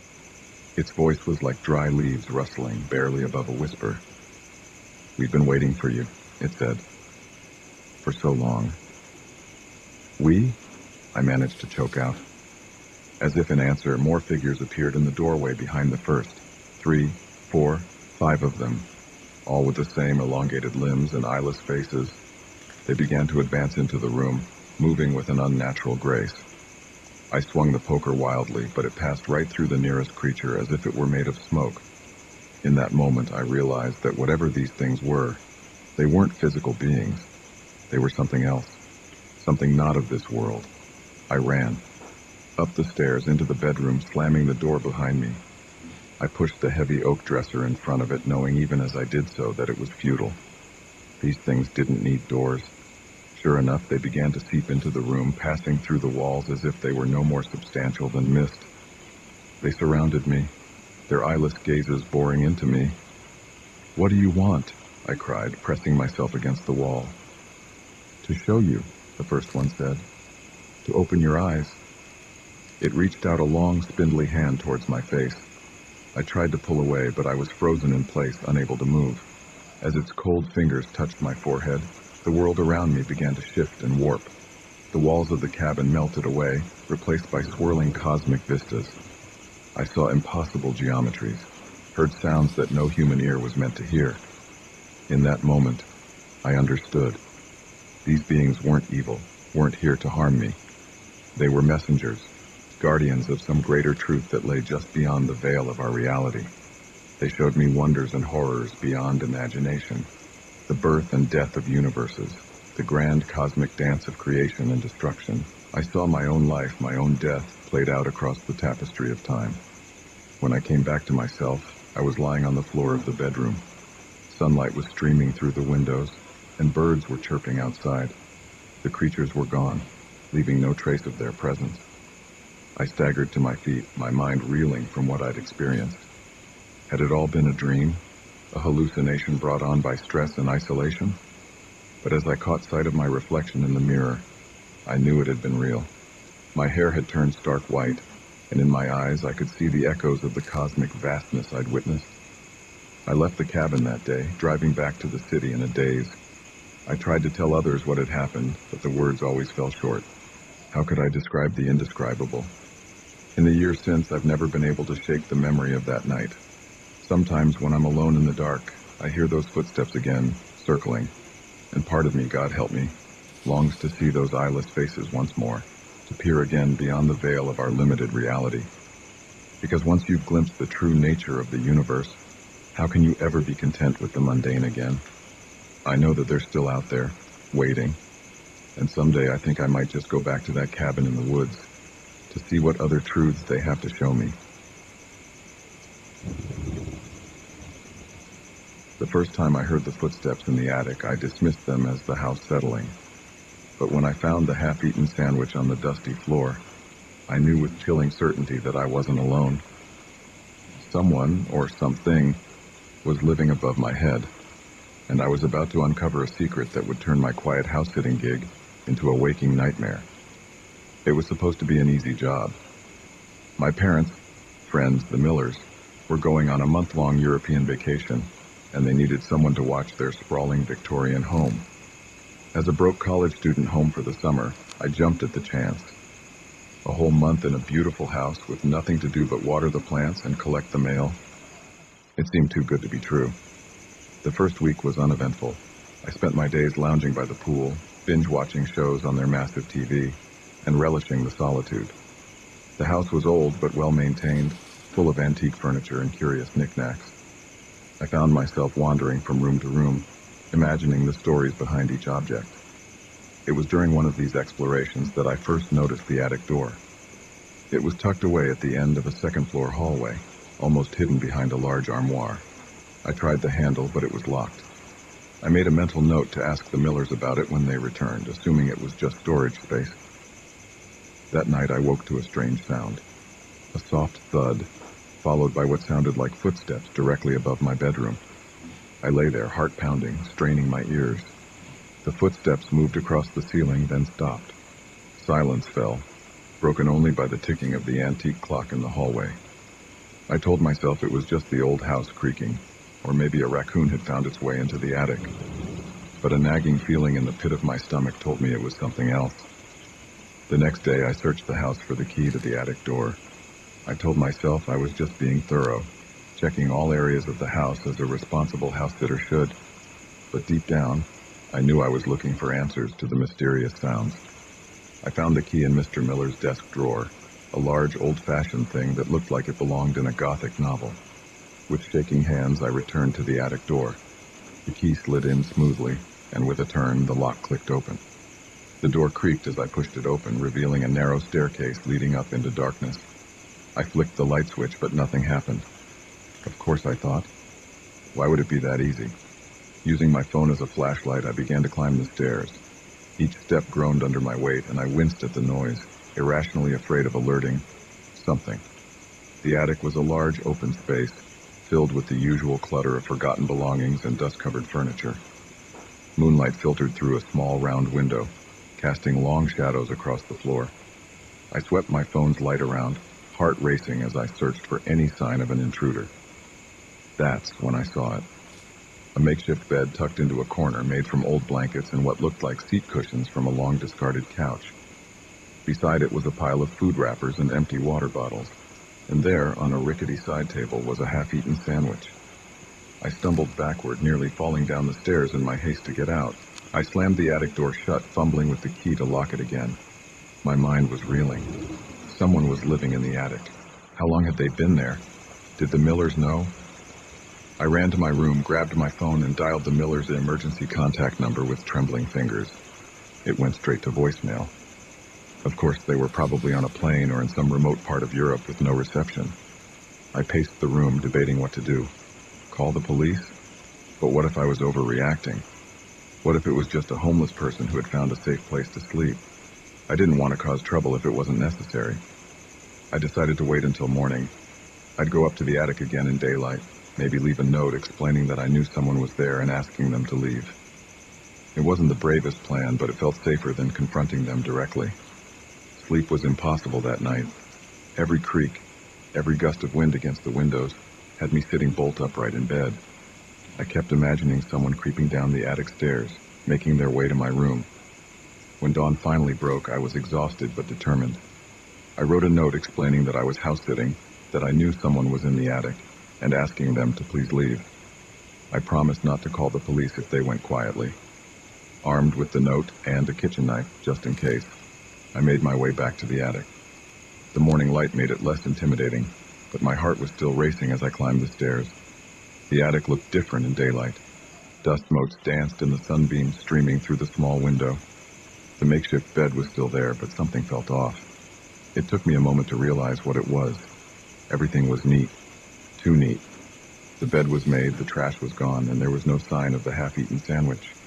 Had they left already? Or were they just very tidy squatters? I placed the note on the bed and turned to leave. That's when I heard it. A soft shuffling sound coming from behind a large wardrobe in the corner. I froze, the knife clutched tightly in my sweating palm.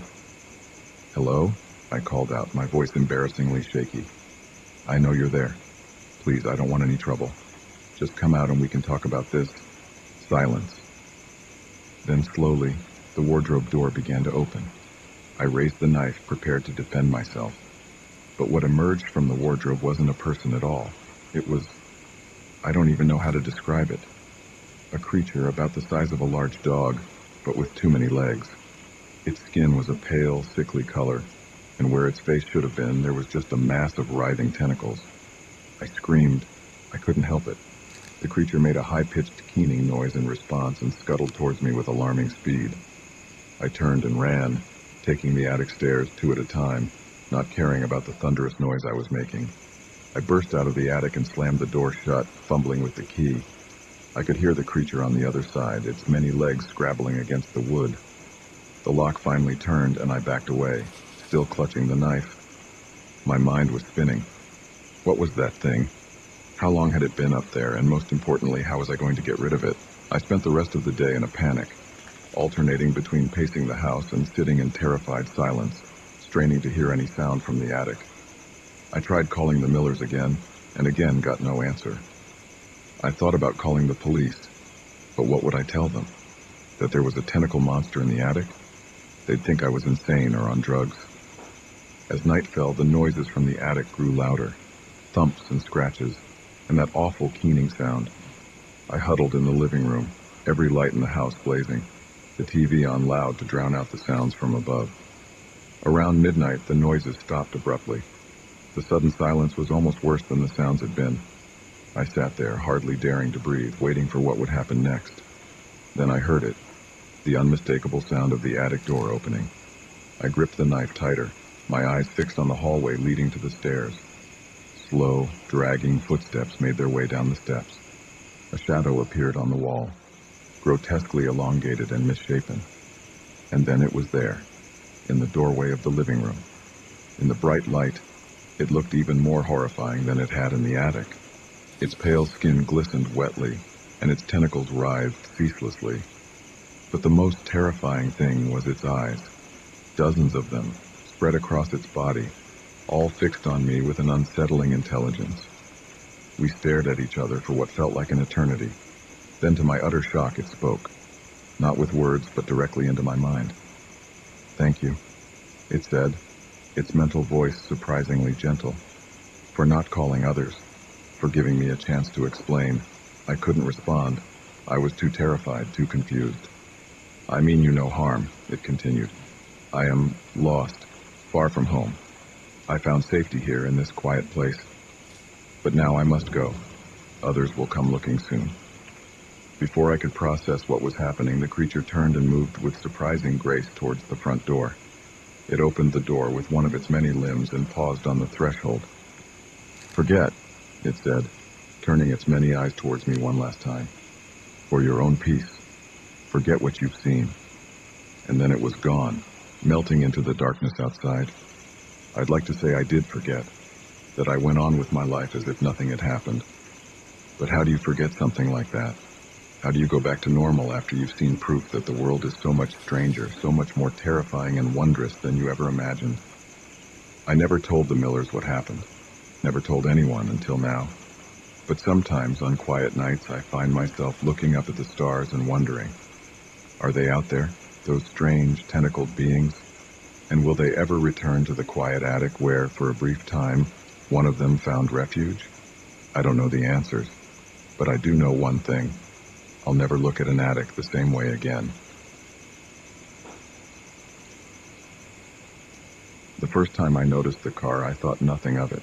Just another vehicle in the parking lot, unremarkable in every way. But as the nights wore on and it remained there, always in the same spot, always occupied, a chill began to creep up my spine. Little did I know that seemingly innocuous car was about to turn my quiet night shift into a terrifying game of cat and mouse. I'd been working the graveyard shift at Meadowbrook Office Park for about 6 months. It wasn't a glamorous job, but it paid the bills and gave me plenty of time to work on my writing. The massive complex was eerily quiet at night, just the hum of fluorescent lights and the occasional whir of the cleaning crew's equipment to keep me company. My routine was simple. Clock in at 11 p.m., make my rounds every hour, and spend the time in between at the security desk, alternating between watching the cameras and pecking away at my laptop.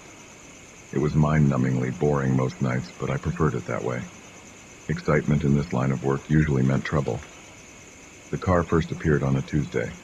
A nondescript sedan, dark blue or maybe black. It was hard to tell under the orange glow of the parking lot lights. I noticed it on my 2 a.m. round, parked in the far corner of the lot. The windows were tinted, but I could make out the silhouette of someone sitting in the driver's seat. I made a note of it in my log, but didn't think much more about it. Probably just someone taking a break on a long drive, or maybe a couple looking for some privacy. As long as they weren't causing trouble, it wasn't my problem. But the next night, it was there again. Same spot, same silhouette behind the wheel. I frowned as I noted it in the log for the second night in a row. Coincidence, I told myself. Nothing to worry about. By the fifth night, I couldn't shake the feeling that something was off. The car was always there, always occupied, always still. I never saw it arrive or leave. It was as if it materialized out of thin air each night, bringing its mysterious occupant with it. I debated calling the police, but what would I tell them? That I was spooked by a parked car? They'd laugh me off the phone. Besides, technically, the vehicle wasn't doing anything wrong. Public parking lot, no signs prohibiting overnight stays. On the seventh night, things changed. I was at my desk, engrossed in a particularly tricky scene in my novel, when movement on one of the security monitors caught my eye. The car was moving, slowly cruising through the parking lot. It made a complete circuit before returning to its usual spot. My heart was pounding as I watched the figure in the driver's seat. For the first time they moved, turning their head to look directly at the camera. A chill ran down my spine. There was no way they could know where the cameras were unless they'd been studying the lot. Studying us. I picked up the phone, my hand hovering over the keypad. But before I could dial, the figure in the car raised their hand and waved. Not a friendly wave, but a slow, deliberate movement. A message. They knew I was watching. I slammed the phone down and stood up so fast my chair toppled over. This was too much. I needed to confront this person, find out what they wanted. Armed with nothing but my flashlight and a tenuous grasp on my courage, I headed for the parking lot. The night air was cool on my face as I stepped outside, a stark contrast to the sweat beading on my forehead. The parking lot stretched out before me, a sea of shadows and reflected moonlight. And there, in its usual spot, sat the car. I approached slowly, my footsteps sounding unnaturally loud in the quiet night. As I got closer, I could see the figure more clearly. A man, I thought, though it was hard to be sure. He sat perfectly still, facing forward, showing no reaction to my approach. When I was about 10 feet away, I stopped. "Excuse me," I called out, my voice shakier than I'd like. "This is private property. I'm going to have to ask you to leave." No response, no movement. It was as if I was talking to a statue.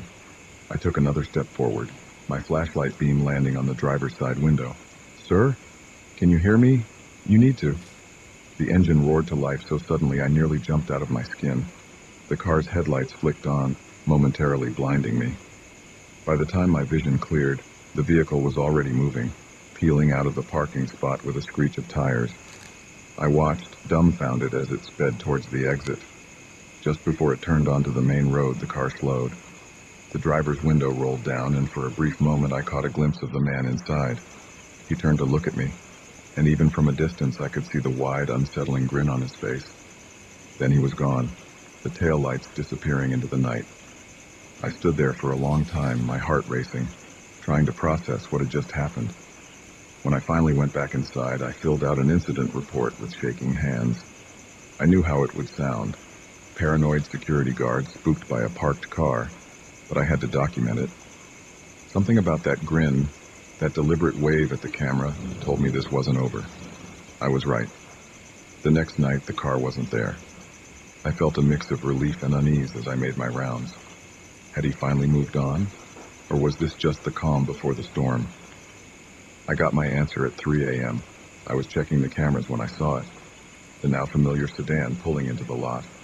But this time it didn't stop at its usual spot. It kept driving, circling the building slowly. Round and round it went, like a shark circling its prey. I watched, transfixed, as it completed its third loop. Then, without warning, it turned, heading straight for the main entrance of the building. My building, where I sat, alone and increasingly terrified. I scrambled to lock down the building, my fingers fumbling with the security system controls. Just as I hit the final button, I heard it, the squeal of tires on pavement, followed by the sickening crunch of metal on metal. He had rammed the front doors. Alarms blared as I grabbed my phone, finally making the call I should have made days ago. 911, what's your emergency? There's someone trying to break into Meadowbrook Office Park, I shouted over the noise. He's rammed his car into the building. Please, send someone quickly. I could hear the car's engine revving, the sound of the man trying to dislodge his vehicle from the mangled doors. Any second now he'd break through. Sir, stay calm. Officers are on their way. Are you in a safe location? Safe? Was anywhere safe from this madman? I'm in the security office, I said. But I don't think... Another crash cut me off. He was through the doors. He's inside, I whispered into the phone. Oh God, he's inside the building. I could hear footsteps now, slow and deliberate, echoing through the empty halls. The power had cut out when he hit the building, and the emergency lights cast long, shifting shadows. Every corner, every doorway could be hiding my stalker. Sir? Sir, are you there? The 911 operator's voice sounded tinny and far away. I ended the call and turned off my phone. I needed to hide, to be as quiet as possible. The footsteps were getting closer. There was a storage closet behind my desk. I slipped inside, closing the door as softly as I could. The space was tight, filled with cleaning supplies and spare computer parts. I crouched down, trying to make myself as small as possible. The footsteps entered the security office. I held my breath, afraid that even the sound of my breathing might give me away. Through a crack in the door, I could see a sliver of the room. A shadow passed by, pausing at my desk. Oh, security guard, a sing-song voice called out. Where are you hiding? I pressed my hand against my mouth, stifling a whimper. The voice was filled with a horrible glee, like this was all some twisted game. Come out, wherever you are, he continued. Don't you want to know why I've been watching you all this time? I didn't move, didn't breathe. The shadow moved again, and I caught a glimpse of the man for the first time in full light. He was ordinary looking, which somehow made him even more terrifying. This wasn't some movie monster. This was just a man with a wide, manic grin and eyes that gleamed with malice. He was standing right in front of the closet now. Surely he could hear my heart pounding. It seemed to echo in the small space, a drum beating out my terror. His hand reached for the doorknob. In the distance I heard sirens. The cavalry was coming. But would they be in time? The doorknob began to turn. I closed my eyes, waiting for the inevitable. But then, the sirens grew louder, much louder. The man paused. Well, he said, his voice now tight with anger. Looks like our game will have to wait for another night. The shadow moved away. I heard rapid footsteps, then the screech of tires. By the time the police burst into the office, the man was long gone. They found me still crouched in that closet, shaking and unable to speak. It took hours of questioning before I could tell them everything. About the car, the nightly vigils, the chase. They promised to investigate to find the man who had terrorized me, but they never did. The car was found abandoned a few miles away, wiped clean of prints. The man had vanished into the night. I quit my job the next day, found a new apartment in a new city. But no matter where I go, I can't shake the feeling that someday I'll look out my window and see that car, waiting, watching, ready to resume our twisted game of cat and mouse. Every night I check my locks. Every night I peer out into the darkness. And every night I wonder, is this the night he comes back for me? The moment I saw his thumb jutting out from the side of the desolate highway, I knew I should have kept driving. But something in his stance, the defeated slump of his shoulders, made me slow down. Little did I know that simple act of kindness would spiral into a nightmare that would haunt me for years to come. I'd been on the road for hours, making my way across the sun-baked landscape of the American Southwest.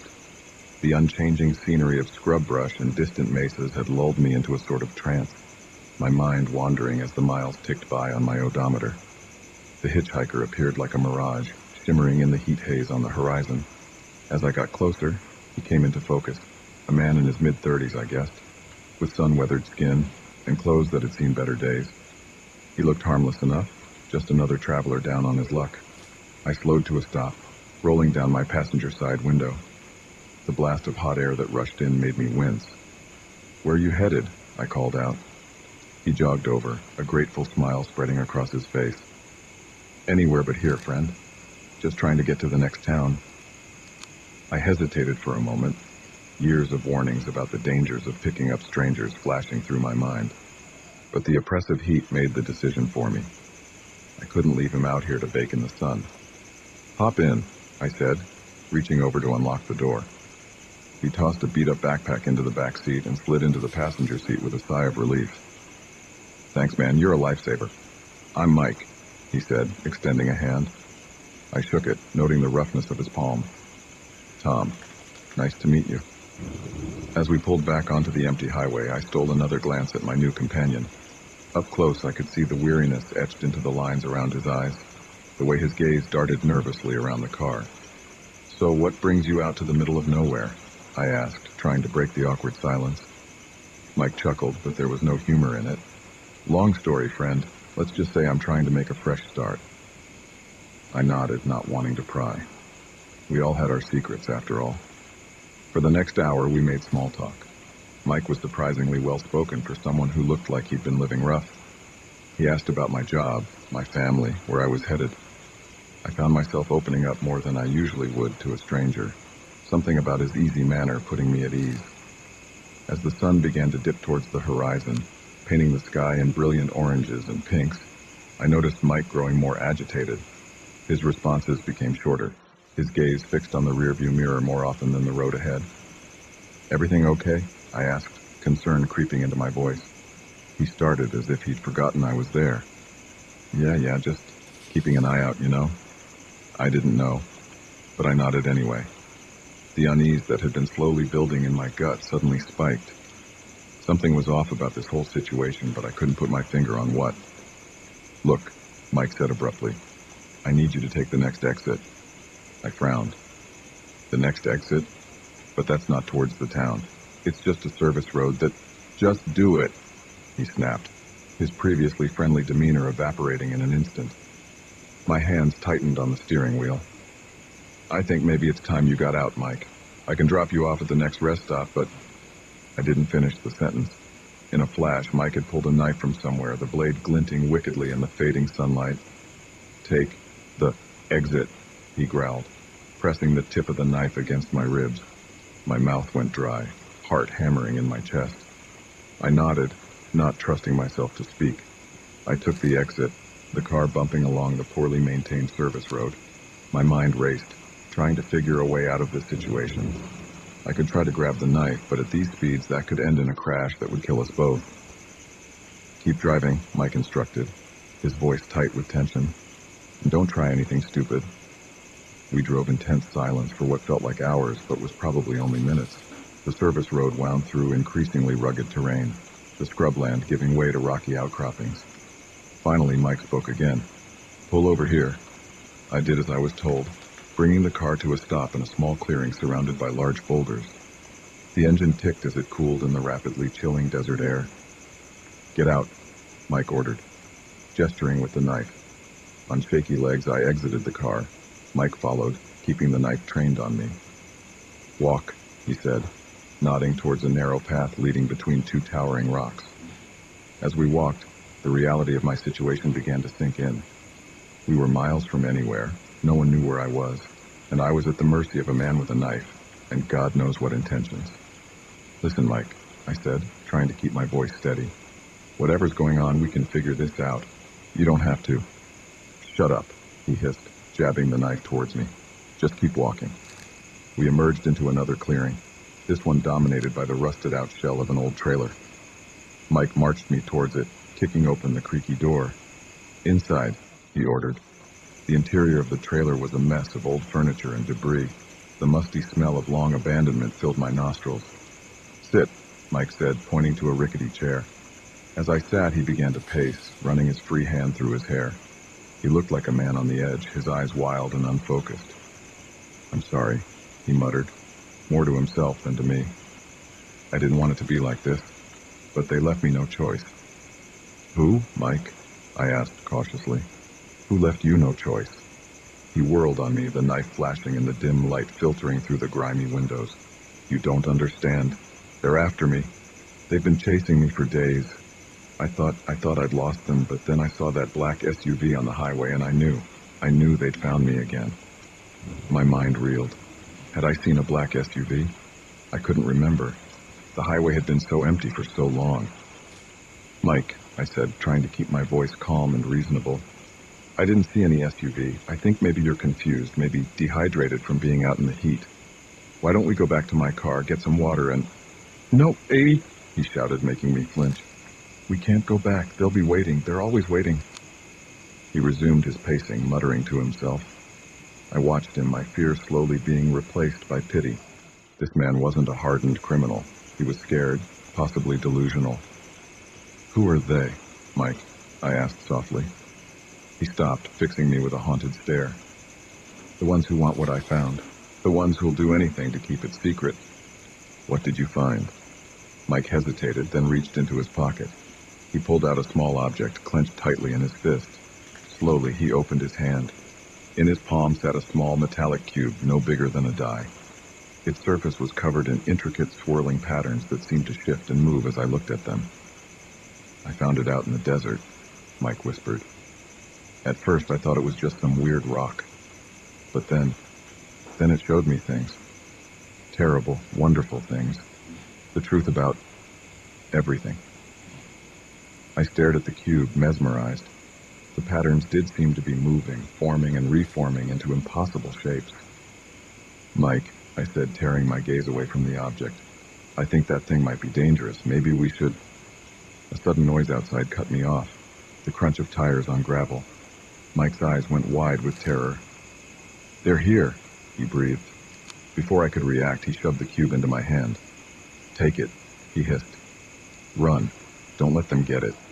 Then he was gone, bolting out the back of the trailer.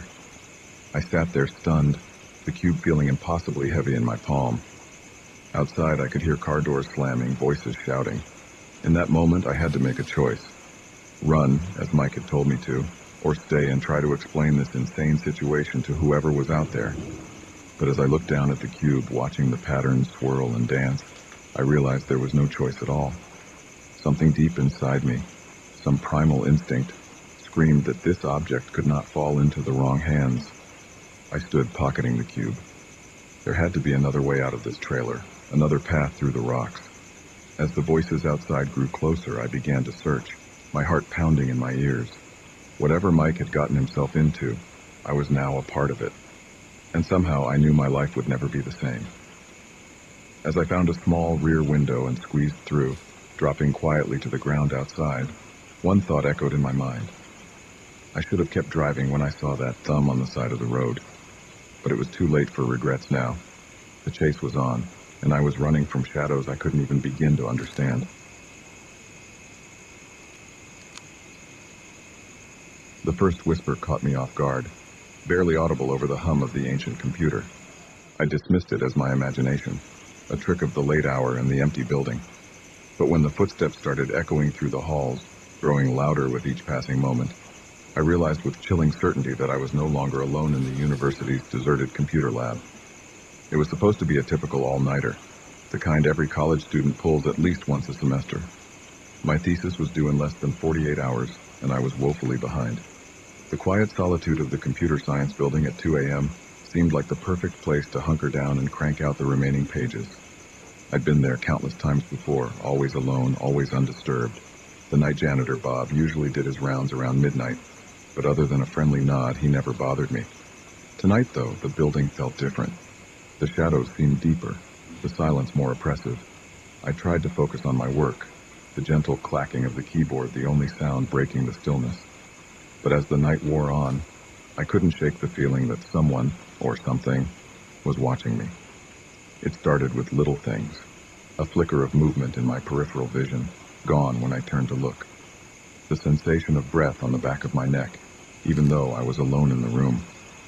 I chalked it up to exhaustion and too much caffeine, forcing myself to keep typing. Then came the whisper. It was so faint at first I thought it was just the wind outside.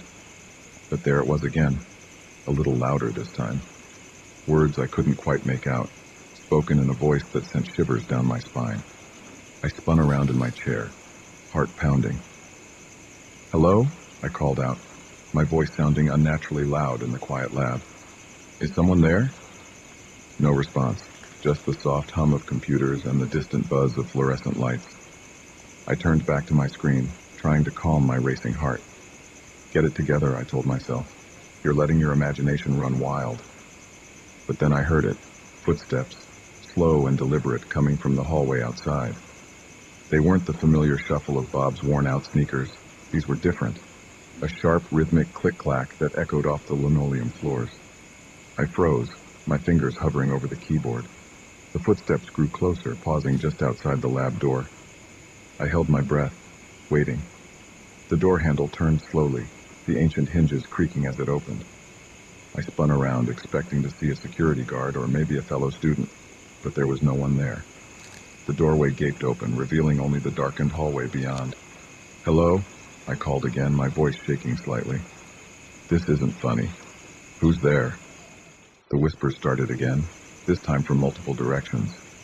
They seemed to be coming from the walls themselves, a cacophony of unintelligible murmurs that made my skin crawl. I stood up, my legs trembling. This was insane. I needed to get out of here, thesis be damned. I grabbed my backpack and headed for the door, only to stop short as the whispers suddenly ceased. The silence that followed was deafening. Then, from somewhere deep within the building, came a scream. It was unlike anything I'd ever heard before, a sound of pure terror and agony that echoed through the empty halls. I ran, out of the lab, down the hallway, my footsteps thundering in the silence that followed the scream. I reached the stairwell and took the steps 2 at a time, my breath coming in ragged gasps. As I reached the ground floor, I heard the click-clack of those footsteps again, this time from the floor above. They were moving fast, too fast, racing down the stairs behind me. I burst through the exit door, expecting to feel the cool night air on my face. Instead, I found myself in another hallway, identical to the one I'd just left. Confusion and panic warred within me. This was impossible. I knew this building like the back of my hand. The exit should have led outside. The footsteps were getting closer. I picked a direction at random and ran, passing door after door, all of them locked.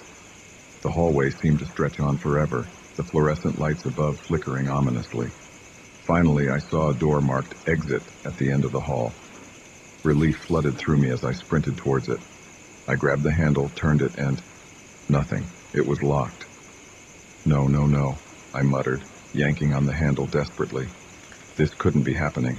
The click-clack of footsteps stopped right behind me. I squeezed my eyes shut, not wanting to turn around, not wanting to see what had been chasing me. "Open your eyes, Michael," a voice said, soft and melodious. It was somehow familiar, though I knew I'd never heard it before. Slowly, reluctantly, I turned and opened my eyes. The figure before me was impossible. It shifted and changed as I looked at it, never settling on a single form. One moment it was tall and spindly with too many limbs. The next it was short and squat, its skin rippling like water. Its face, if you could call it that, was a swirling mass of features, eyes and mouths appearing and disappearing in a dizzying dance. "What are you?" I stammered, pressing myself against the locked door. The being's current mouth curved into a smile. "We are the Watchers," it said, its voice now a chorus of whispers. "We have always been here, in the spaces between, watching, waiting." "Waiting for what?" I asked, though I wasn't sure I wanted to know the answer.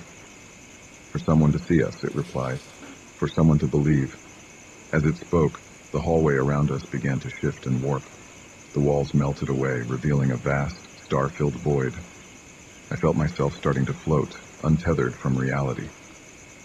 "You've spent so many nights here, Michael," the being continued. "So close to the threshold. We've been trying to reach you, to show you the truth." Memories flashed through my mind. All those nights I'd spent alone in the lab, the odd sensations I'd dismissed, the fleeting glimpses of something just beyond my perception. "What truth?" I asked, my voice barely a whisper. The being's form settled briefly into something almost human. "That your world is just one layer of many. That there are wonders and terrors beyond your wildest imagination, just waiting to be discovered." As it spoke, visions flooded my mind. I saw impossible cities built in the spaces between stars, creatures that defied description roaming through dimensions I couldn't comprehend. I saw the history of the universe unfold in an instant, and glimpsed futures that left me breathless with awe and terror. "Why me?" I managed to ask, my mind reeling from the onslaught of information. "Because you were open to it," the being replied. "Because you spent so many nights straddling the boundary between your world and ours. The veil between realities is thin in places like this, where human minds push themselves to their limits." I thought about all those late nights in the lab, the way my perception would shift after hours of staring at code, the strange ideas that would come to me in the early hours of the morning. "What happens now?" I asked, surprising myself with how calm I felt. The being's form rippled again, its multitude of eyes fixing on me. "That's up to you, Michael.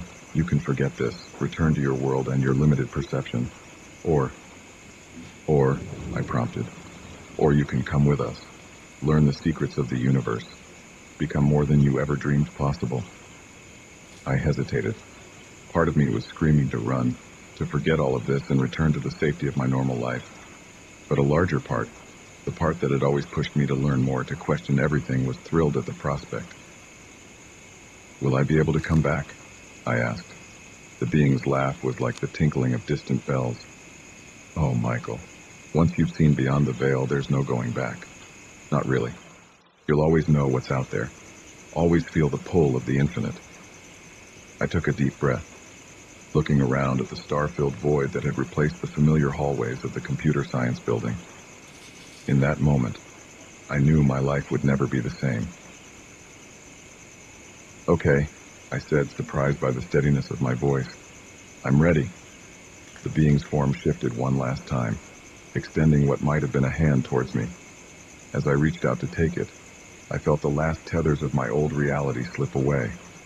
In that instant, as I stepped across the threshold into a universe of infinite possibilities, one final thought flashed through my mind. I really should have just gone home when the first whisper caught my attention. But then again, where would the fun in that be?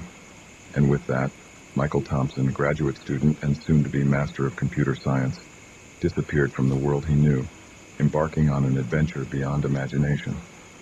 The computer lab fell silent once more, the unfinished thesis still glowing on the screen, waiting for a student who would never return to complete it.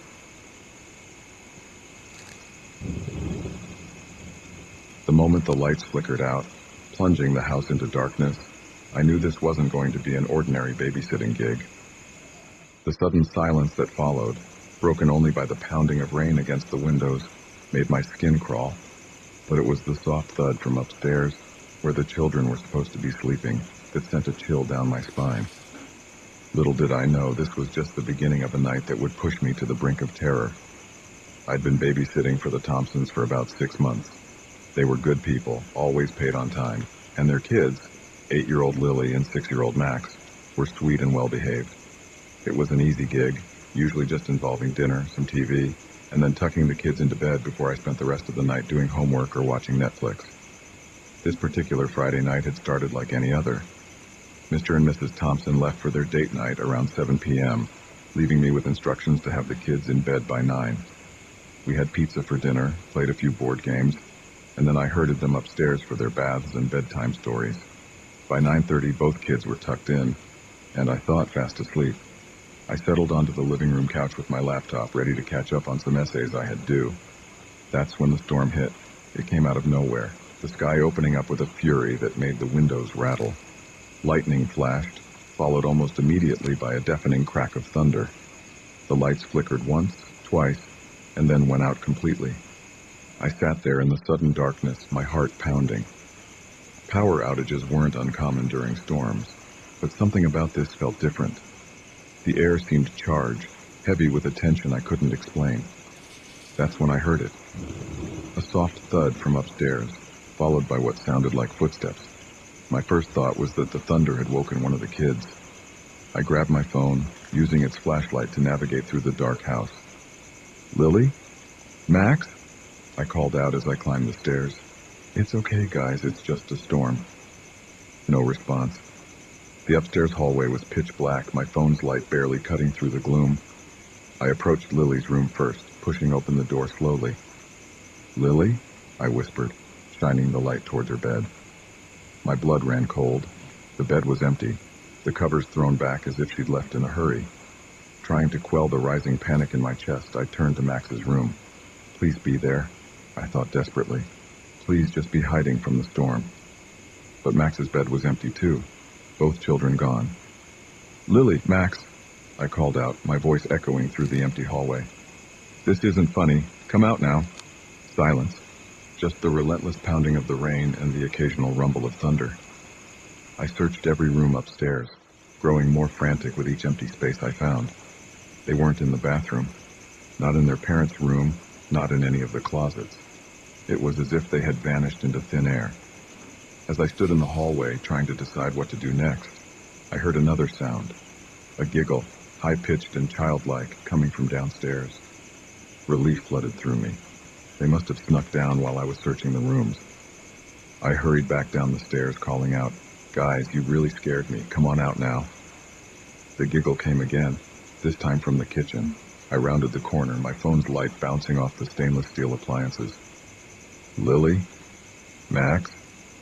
The kitchen was empty, but there on the floor was a small puddle of water, and leading away from it, a trail of wet footprints, child-sized footprints. My relief quickly turned to confusion, then to fear. Something wasn't right. The footprints led to the basement door, which stood slightly ajar. I'd only been down to the basement once when Mrs. Thompson asked me to grab some extra paper towels.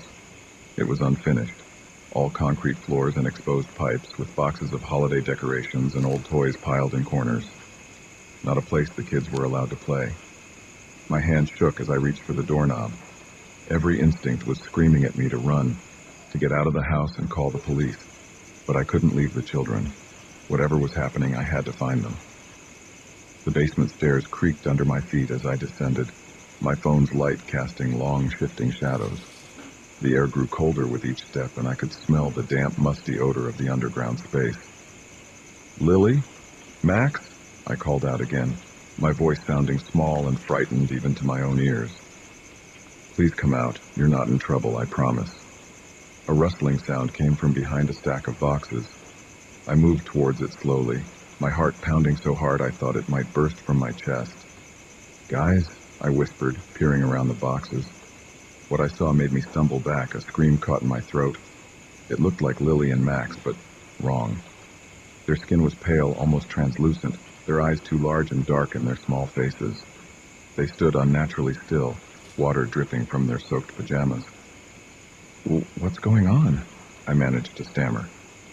"What happened to you?" They smiled in unison. an eerie, too-wide grin that sent shivers down my spine. When they spoke, it was with one voice, a sound that seemed to come from everywhere and nowhere at once. "We went for a swim," they said. "Won't you join us?" I shook my head, backing away slowly. This couldn't be real. I must have fallen asleep on the couch. This was just some bizarre nightmare. The children, or whatever they were, took a step forward. "Don't you want to play with us, Sarah?" they asked, their voices taking on a sing-song quality. "The water's so nice and cool." "Stay back," I warned, though my voice shook with fear. "What have you done with the real Lily and Max?" They tilted their heads in perfect synchronization, those two large eyes blinking slowly. "We are Lily and Max," they said. "We're just more now, and we want you to be more too." I turned to run, but found my path blocked. Standing at the bottom of the stairs was a figure, tall and thin, its features hidden in shadow. Water dripped from its long, spindly limbs, forming a puddle on the concrete floor. "Who are you?" I asked, my voice barely above a whisper. "What do you want?" The figure said nothing, but I heard its voice in my head, a sound like rushing water and grinding stones. "We are the Beneath," it said. "We have always been here in the dark places, the wet places, waiting." "Waiting for what?" I asked, though I feared I already knew the answer. "For someone to invite us in," the children said from behind me. "And now we're here, and we're so very hungry." I looked frantically around the basement, searching for any means of escape. My eyes landed on a small window set high in the wall. It would be a tight squeeze, but it might be my only chance. I feinted to the left, then sprinted right, aiming for a stack of boxes beneath the window. Behind me, I heard the patter of small feet and the heavier tread of the tall figure. I scrambled up the boxes, my fingers scrabbling at the window latch. Just as I felt long, cold fingers grip my ankle, the window popped open. I pulled myself through, feeling my shirt tear on the rough edge of the window frame. I tumbled onto the wet grass outside, the rain still coming down in sheets. I ran, across the backyard, through the gate, down the street. I didn't stop until I reached the police station, soaked to the bone and gasping for breath. The police, of course, didn't believe me. They found the house exactly as it should be. 2 children sleeping peacefully in their beds, no sign of any disturbance. Mr. and Mrs. Thompson were understandably upset, thinking I had abandoned their children to run out into the storm. I lost my babysitting job, and my reputation in the neighborhood was ruined. But I knew what I had seen, what I had experienced, and I knew that something dark and hungry had found its way into our world. Sometimes, on rainy nights, I think I can hear children giggling outside my window. And in my dreams, I still see those 2 large eyes and hear that watery voice inviting me to join them in the cool, dark depths. I never babysat again after that night. And I always check under my bed before I go to sleep. Because now I know that the monsters aren't just the stuff of childhood nightmares. They're real, they're hungry, and they're waiting for an invitation to come in.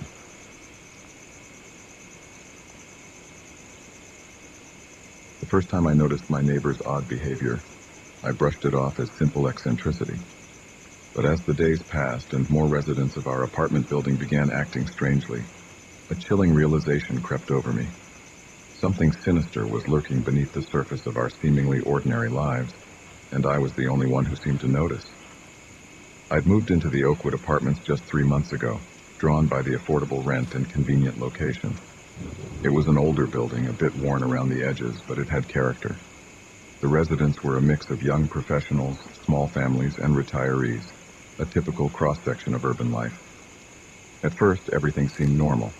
I'd exchange pleasantries with my neighbors in the hallway, chat with Mrs. Rodriguez from 3B while collecting my mail, and occasionally run into Tom from 2A in the laundry room. It was all wonderfully, boringly ordinary.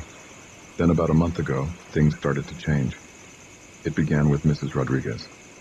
One morning, as I was heading out to work, I saw her standing in the hallway, staring blankly at the wall. When I said good morning, she didn't respond. She just kept staring, unblinking at a spot just above my head. "Mrs. Rodriguez," I said, a little louder this time. "Are you okay?" She blinked slowly, then turned to look at me. For a moment, her eyes seemed wrong, too dark, too empty. But then she smiled, and everything seemed normal again. "Oh, good morning, dear," she said, her voice a bit too cheery. I must have been daydreaming. Have a wonderful day. I chalked it up to her getting older, maybe having a senior moment. But over the next few days, I noticed more odd behavior from other residents. Tom from 2A, usually so meticulous about separating his whites and colors, was shoving all his laundry into one machine, including what looked like muddy shoes. When I pointed it out, he just smiled vacantly and said, "It's all the same in the end, isn't it?" The young couple in 4C, who I'd often hear arguing through the thin walls, fell silent, completely silent. I never heard a peep from their apartment anymore, not even footsteps or the sound of their TV. And Mr. Jenkins, the grumpy old man from 1A who used to complain about everything, started greeting everyone with an unnaturally wide smile and a cheery, "Isn't it a beautiful day?" Each incident on its own might not have been cause for alarm, but taken together, they painted a picture that made my skin crawl. It was as if someone had replaced my neighbors with pod people from an old sci-fi movie. I tried to rationalize it. Maybe there was a gas leak making everyone act weird, or perhaps some sort of mass hysteria had taken hold of the building. But deep down, I knew it was something more sinister. My suspicions were confirmed late one night when I couldn't sleep. I heard a strange, rhythmic thumping coming from the hallway. Curiosity overcoming my fear, I crept to my door and peered through the peephole. What I saw made my blood run cold. All of my neighbors were in the hallway, moving in unison. They were doing some sort of dance, their movements jerky and unnatural, and they were all smiling those two wide smiles, their eyes dark and empty. I stumbled back from the door, my heart pounding. This couldn't be real. It had to be some sort of nightmare, but the thumping continued, growing louder. And then I heard something else, a low humming chant that seemed to vibrate through the walls. I spent the rest of the night huddled in my bedroom, lights off, trying to convince myself that what I'd seen wasn't real. But when morning came and I cautiously ventured out, I knew it had been no dream. The hallway carpet was scuffed and dirty, as if dozens of feet had been shuffling across it all night. And my neighbors, they all looked exhausted with dark circles under their eyes, but they were still smiling those unnatural smiles. "Good morning," Mrs. Rodriguez chirped as I passed her in the hall. "Isn't it a wonderful day to be alive?" I mumbled a response and hurried past her, my skin crawling. I had to figure out what was going on. Over the next few days, I became a detective in my own home. I started keeping a log of my neighbors' behaviors, noting every oddity, every out-of-character action. I even went so far as to set up a small camera pointed at my door, hoping to catch another midnight gathering. But the more I observed, the more terrified I became. It wasn't just their behavior that was off. Physical changes were happening too. Mr. Jenkins, who had always stooped with age, now stood unnaturally straight. The young woman from 4C seemed to have grown several inches taller overnight. And Tom's eyes, I could have sworn they had changed color. I knew I should leave, find somewhere else to live, but a morbid curiosity kept me there. I had to know what was happening. One night, about a week after I'd witnessed the hallway dance, I heard a knock at my door.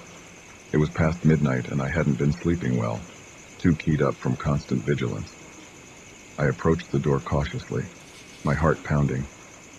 Through the peephole, I saw Mrs. Rodriguez standing there, still smiling that too-wide smile. "Hello, dear," she called through the door.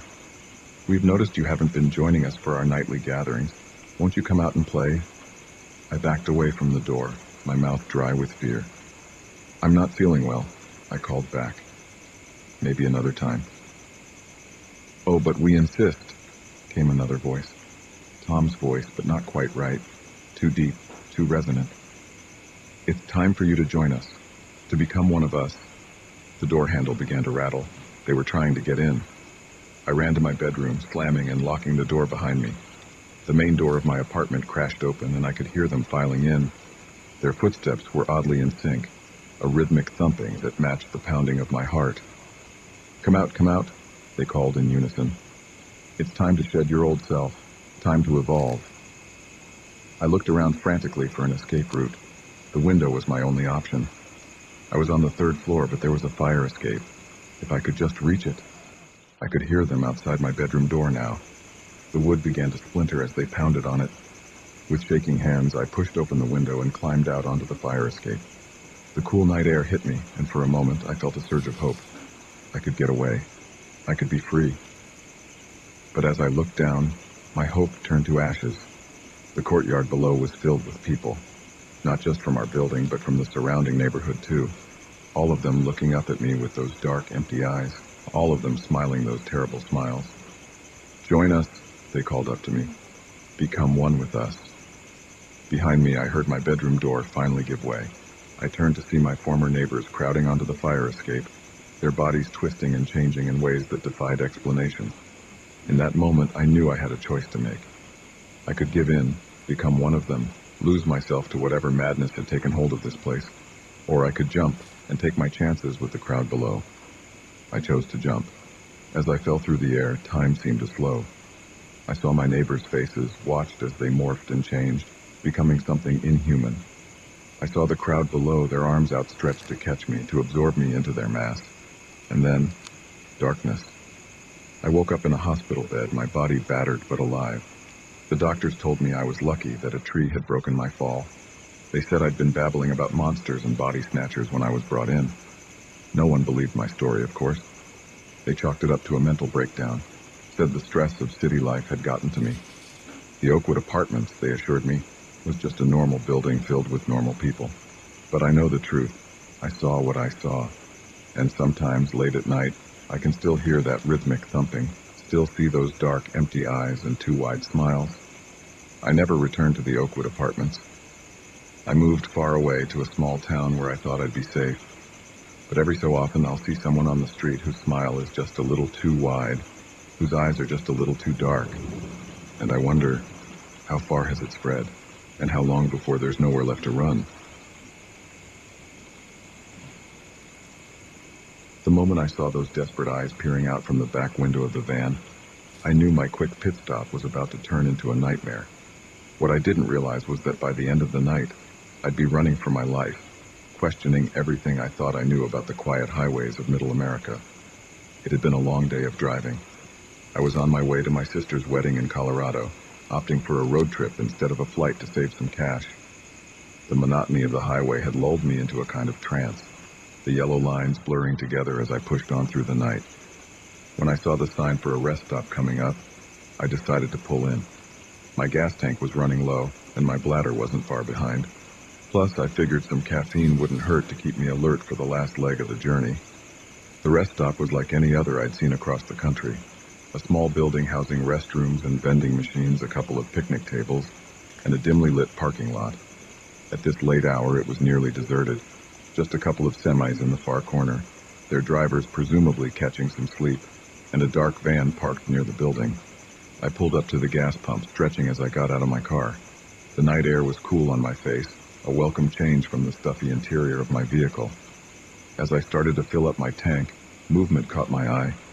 The van's back window was dirty and tinted, but I could swear I saw a face pressed against it. A woman's face, her eyes wide with what looked like fear. She seemed to be mouthing something, but I couldn't make it out. I blinked and the face was gone. Had I imagined it? The long hours on the road must be getting to me, I thought. I shook my head and finished filling up my tank. As I walked towards the building to use the restroom, I passed by the van. It was an older model, rusty around the edges with no windows except for the ones in front and back. Something about it made me uneasy, but I couldn't put my finger on why. Inside the rest stop building, I used the facilities and then made my way to the vending machines. As I was deciding between a Coke and a coffee, the door burst open. A man walked in, his eyes darting around nervously. He was tall and wiry, with a scraggly beard and clothes that had seen better days. Our eyes met, and for a moment I saw something in his gaze that made my blood run cold.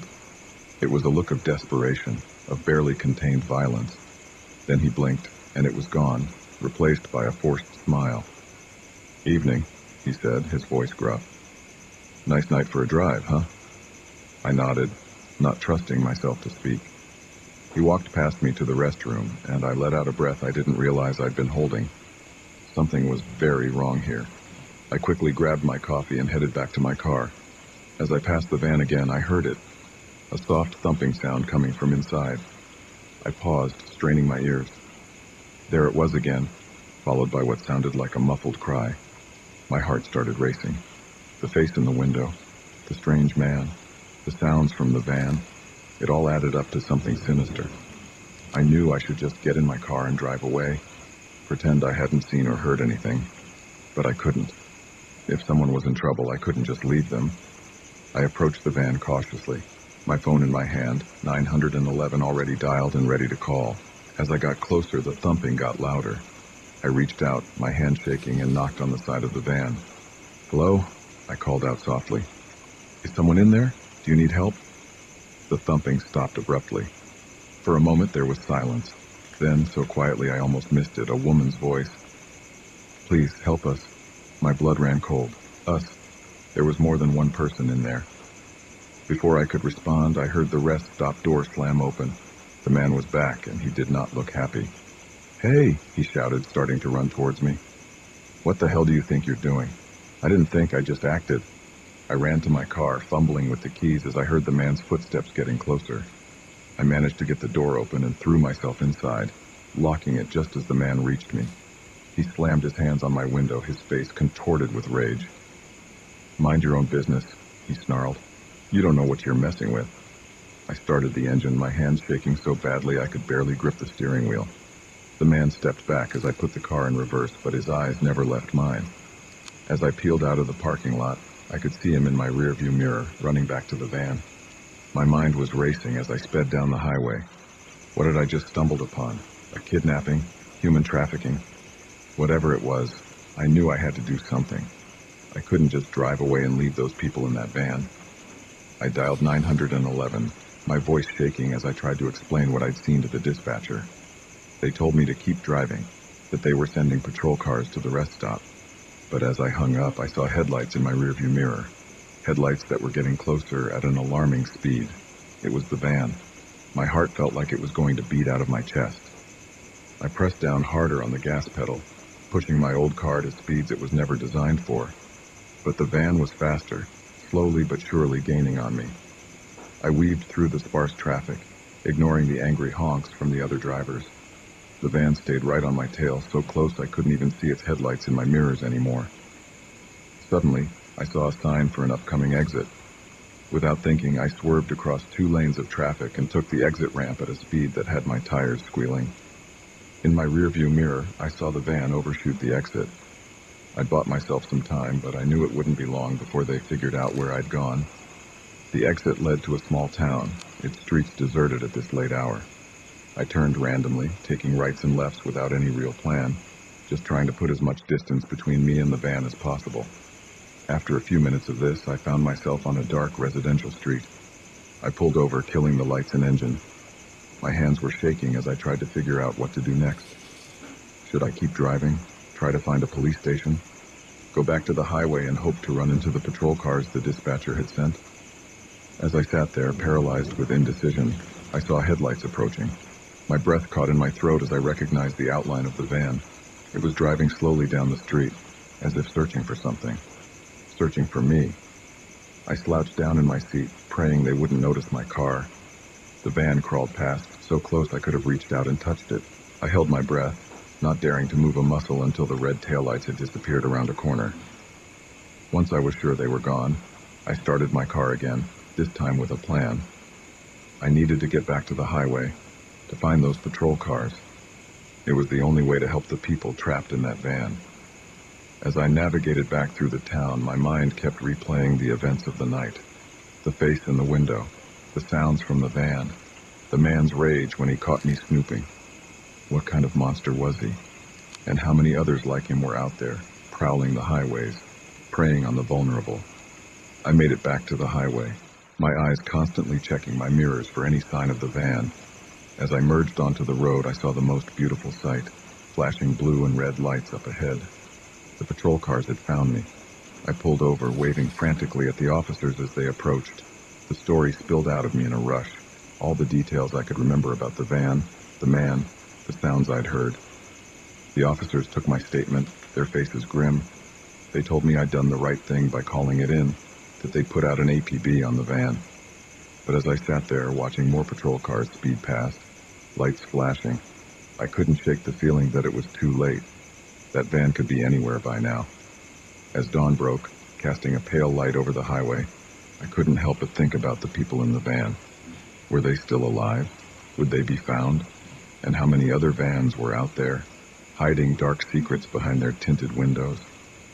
I never made it to my sister's wedding. Somehow, after what I'd been through, it didn't seem important anymore. Instead, I found myself telling my story to anyone who would listen. The police, the FBI, the media. I wanted the world to know what was happening on our highways, in our rest stops, right under our noses. Some nights I still wake up in a cold sweat. The image of those desperate eyes peering out from the van's window burned into my memory. And every time I see a van on the road, I can't help but wonder, who's inside? And are they crying out for help that will never come?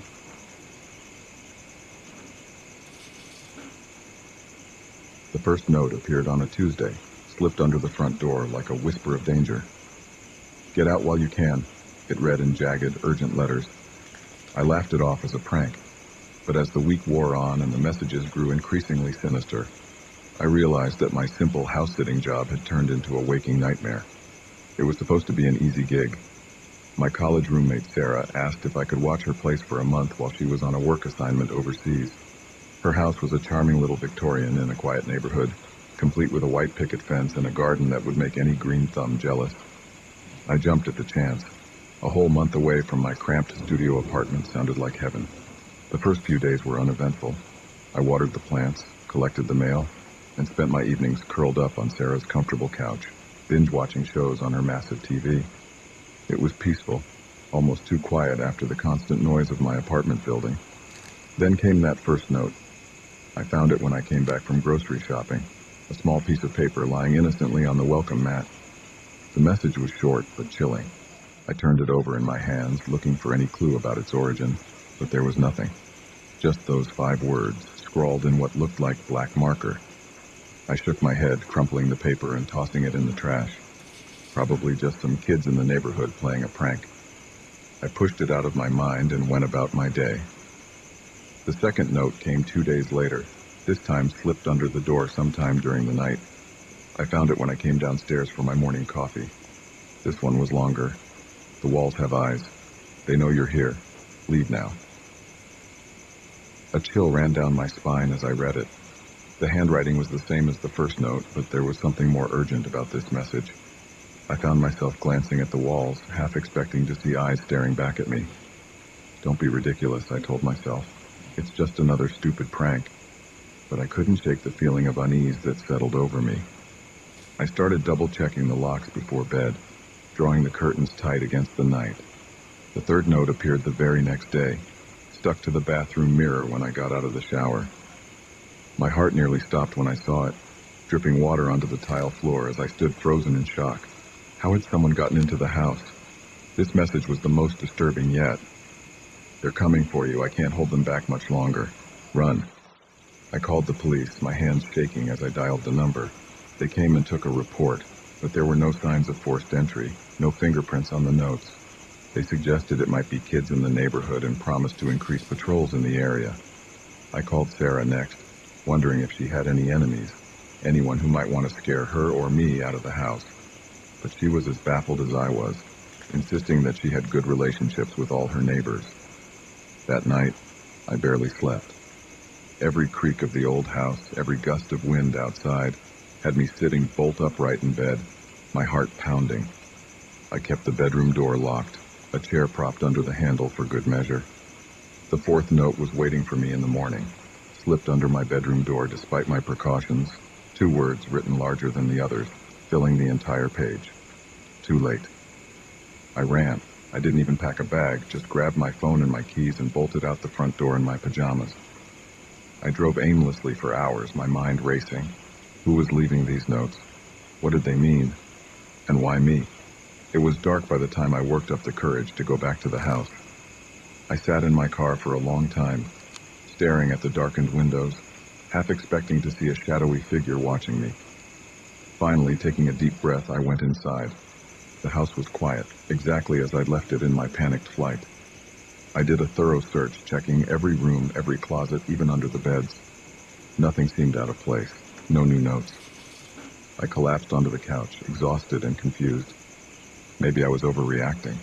Maybe this really was just an elaborate prank that had gone too far. That's when I heard it.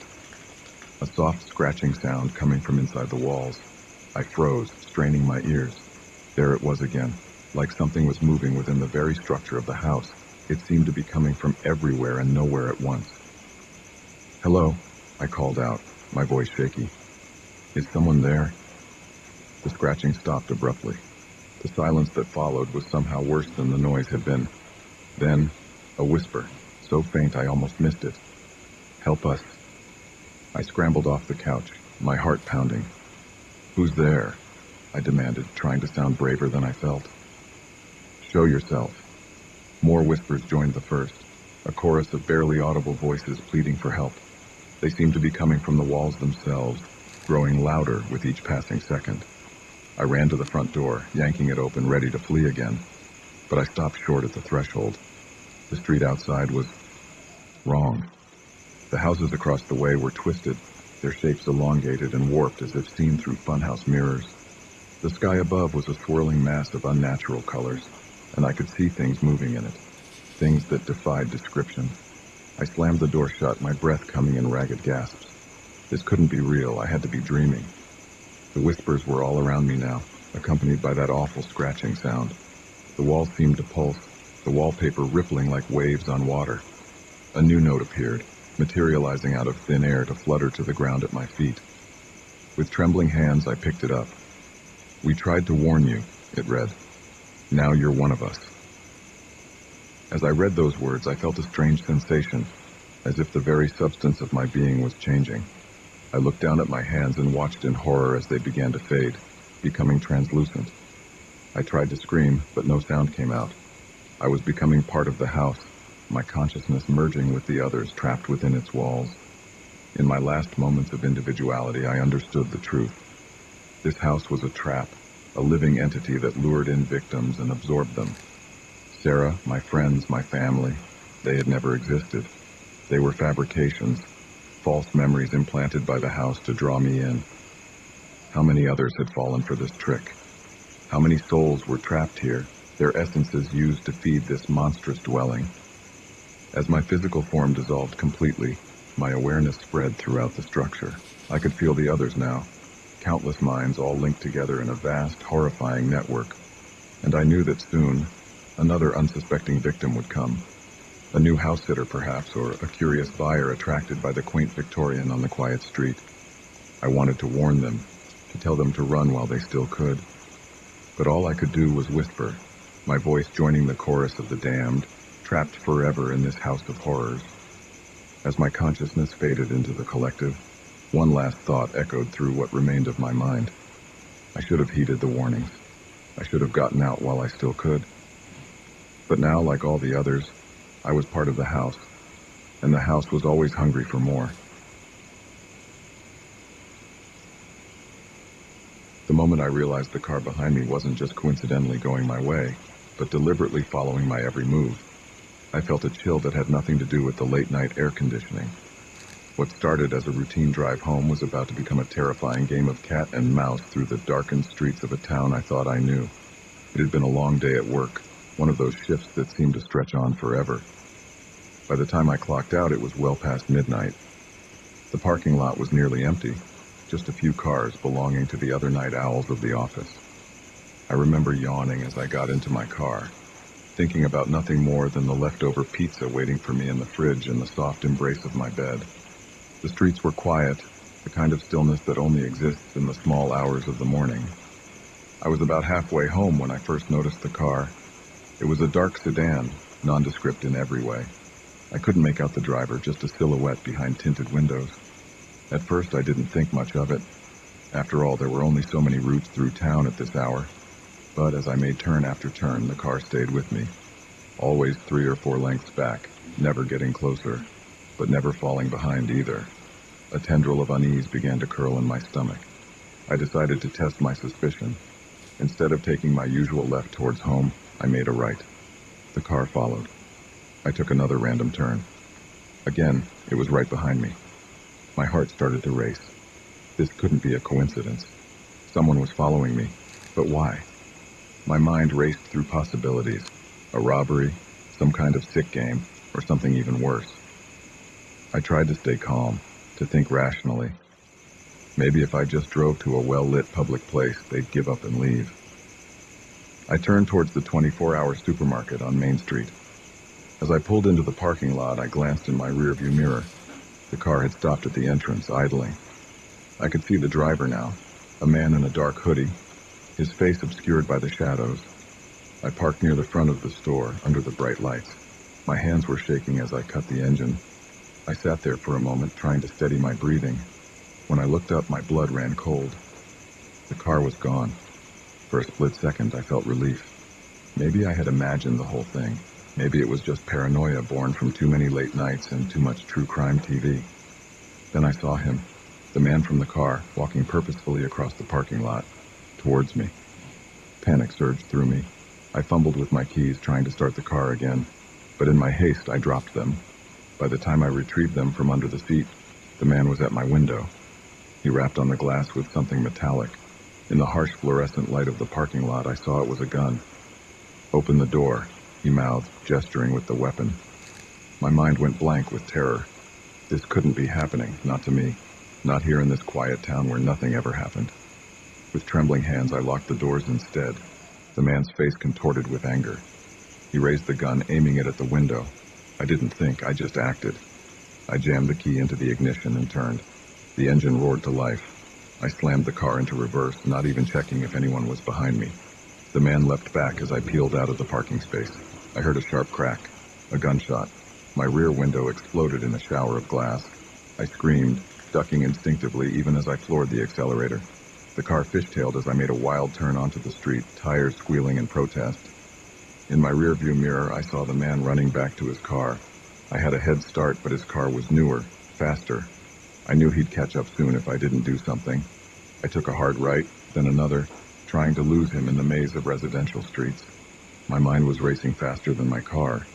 Where could I go? The police station was on the other side of town. My house wasn't safe. He'd seen which way I usually drove. I made a split-second decision and headed for the highway. At this time of night, it would be nearly empty, but it was my best chance to outrun him. As I merged onto the on-ramp, I saw headlights in my mirror. He had found me. The sedan was gaining ground, eating up the distance between us. I pushed my old car to its limits, the engine whining in protest as the speedometer crept past 90, then 100. But it wasn't enough. The sedan was still coming. Suddenly, an idea struck me. It was risky, possibly suicidal, but it was all I had. About a mile ahead was a sharp turn, the kind that required slowing down even in good conditions. Beyond it was a steep embankment leading down to the river. I took a deep breath, tightening my grip on the steering wheel. I could do this. I had to do this. As I approached the turn, I didn't slow down. If anything, I sped up. In my mirror, I saw the sedan getting closer. Just a few more seconds. At the last possible moment, I slammed on the brakes and wrenched the wheel to the right. My car skidded, the tires screaming as they fought for traction. For a heart-stopping moment, I thought I'd miscalculated, that I was going to go over the edge. But then the car straightened out, fishtailing wildly but staying on the road. I didn't look back. I didn't need to. I heard the crash, the screech of metal on metal, the shattering of glass. When I finally dared to check my mirror, the sedan was gone. In its place was a gaping hole in the guardrail. My hands were shaking so badly I could barely keep the wheel straight. But I didn't stop. I couldn't stop. I drove and drove, putting as much distance between me and that turn as possible. It wasn't until I saw the "Welcome to Pennsylvania" sign that I finally pulled over. I was miles from home, running on fumes and coming down from the biggest adrenaline rush of my life. As the sun began to rise, painting the sky in shades of pink and gold, I sat on the hood of my car and tried to process what had happened. Who was that man? Why had he targeted me? And had I just killed him? I knew I should call the police, report what had happened. But a part of me was afraid. Afraid they wouldn't believe me. Afraid that somehow I'd end up being the one in trouble. So I did the only thing I could think of. I drove to the nearest diner, ordered a coffee, and started planning. I couldn't go home. Not yet. Maybe not ever. Whoever that man was, he might have friends, and they might come looking for me. As I sat there, watching the early morning crowd trickle in, I realized my life had changed irrevocably. I was no longer just another office worker in a small town. I was a survivor, a fugitive, a killer. I didn't have answers, but I knew one thing for certain. I could never let my guard down again, because out there on some dark and lonely road, there might be another car, another pursuer, another fight for survival, and next time I might not be so lucky. With hands that still trembled slightly, I pulled out a map. It was time to disappear, time to become someone new, someone who had never been chased down a midnight highway by a stranger with a gun. As I plotted my new course, I couldn't help but glance over my shoulder, checking the parking lot for any cars that didn't belong. Old habits die hard, I suppose, and some lessons once learned are impossible to forget. The waitress came by to refill my coffee. "Long night?" she asked, eyeing my disheveled appearance. I managed a weak smile. "You have no idea." The moment I saw the empty sleeping bag where Jake should have been, I knew our camping trip had taken a terrifying turn. The early morning mist hung heavy in the air, obscuring the edges of our campsite, but there was no mistaking the fact that one of us was missing. And as I stood there, heart pounding, I couldn't shake the feeling that the strange lights we'd seen in the sky last night had something to do with it. It was supposed to be a fun adventure, just four friends looking for a thrill in the wilderness. We'd heard the stories about this area, of course. Whispered tales of UFO sightings, mysterious lights in the sky, and campers who swore they'd lost time. But we didn't really believe it. Or at least I didn't. It was all just part of the excitement, wasn't it? Now, as I stared at Jake's abandoned sleeping bag, I wasn't so sure anymore. "Guys, wake up," I hissed, nudging Sarah and Mike awake. "Jake's gone." Sarah bolted upright, her eyes wide with panic. "What do you mean, gone?" Mike was slower to wake, grumbling as he unzipped his sleeping bag. "He probably just went to take a leak. Chill out." But as we called out for Jake, our voices echoing through the misty forest, an eerie silence was our only answer. No birds chirping, no rustling of leaves, just an oppressive, unnatural quiet that sent shivers down my spine. We searched the immediate area around our campsite, but there was no sign of Jake. No footprints leading away, no discarded clothing, nothing. It was as if he'd simply vanished into thin air. "This isn't funny, Jake," Sarah shouted, her voice cracking with fear. "Come out now." But deep down, we all knew this wasn't some elaborate prank. Something was very, very wrong. As the sun climbed higher in the sky, burning away the morning mist, we expanded our search. We combed through the surrounding forest, calling Jake's name until our voices were hoarse. But with each passing hour, our hope dwindled. It was mid-afternoon when things started to get weird. I was pushing through a dense patch of underbrush when suddenly, the world seemed to flicker. For a split second, everything around me changed. The trees were taller, older. The ground was covered in a strange, iridescent moss. And the sky was a deep, unnatural purple. I blinked and everything was back to normal. But the image was seared into my mind, leaving me dizzy and disoriented. Did you guys see that?" I asked, my voice shaking. Sarah and Mike looked at me, confusion etched on their faces. "See what?" Mike asked. I tried to explain, but the words sounded crazy even to my own ears. They exchanged worried glances, clearly thinking I was losing it, but I knew what I'd seen, and I had a sinking feeling that it was somehow connected to Jake's disappearance.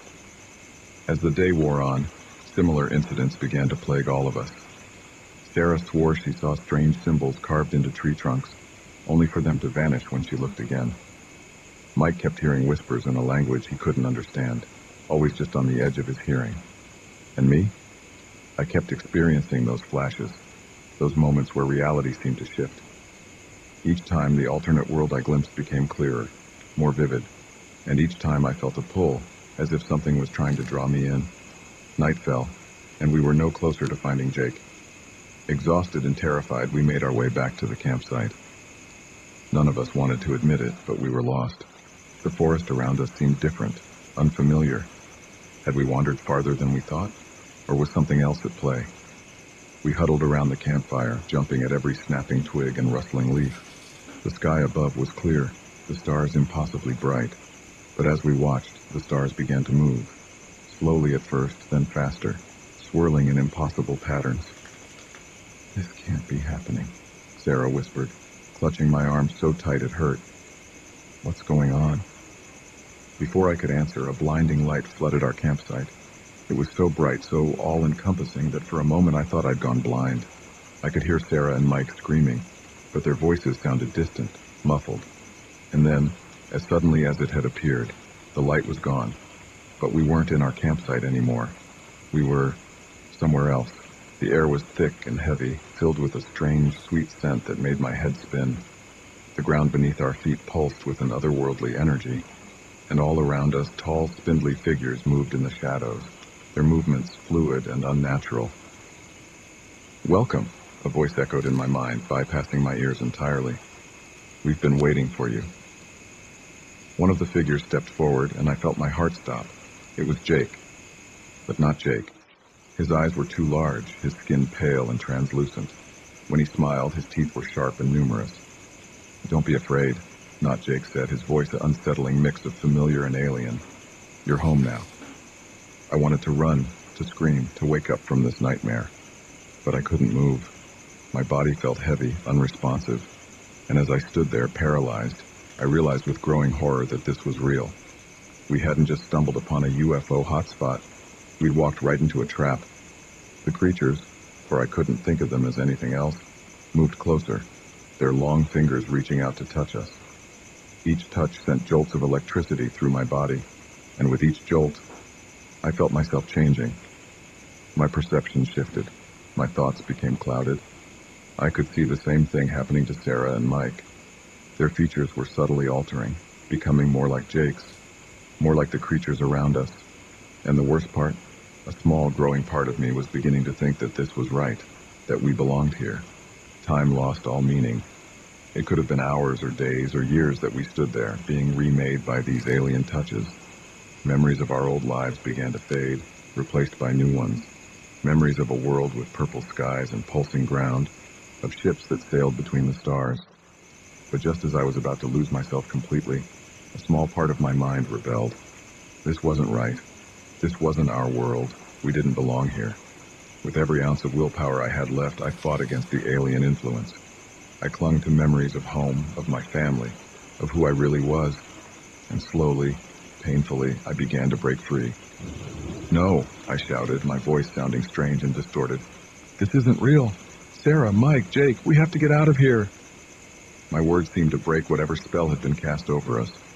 Sarah and Mike's eyes cleared, confusion and fear replacing the placid acceptance that had been there moments before. Even Jake seemed to falter, a flicker of recognition passing over his alien features. The creatures hissed, their forms shifting and writhing in anger. The world around us began to destabilize, reality bending and warping like a funhouse mirror. I grabbed Sarah and Mike's hands, reaching out to Jake with my free hand. "Come on!" I yelled. "We're going home!"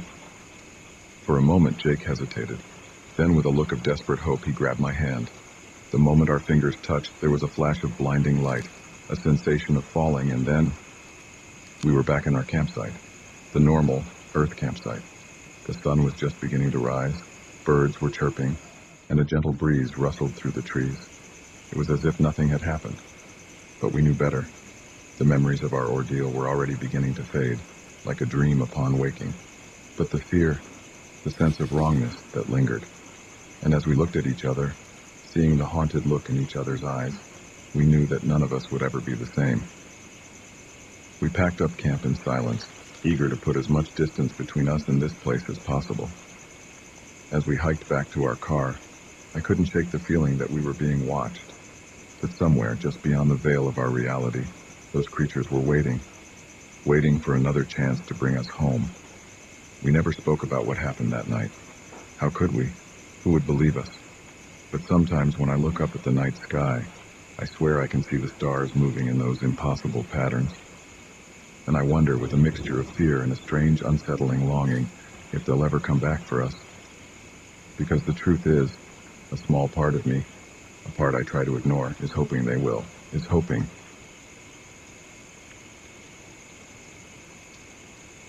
The moment I saw the doll's eyes move, I knew I had inherited more than just an antique dollhouse. A chill ran down my spine as I watched the tiny porcelain figure turn its head, its glass eyes fixing on me with an unsettling intensity. In that instant, I realized the stories my grandmother had told me weren't just fairy tales, they were warnings. I'd always been fascinated by the ornate Victorian dollhouse that sat in my grandmother's attic. As a child, I'd spend hours playing with it, imagining the lives of the little dolls that inhabited its miniature rooms. Grandma would watch me with a mix of affection and concern, often muttering about how the house had a mind of its own.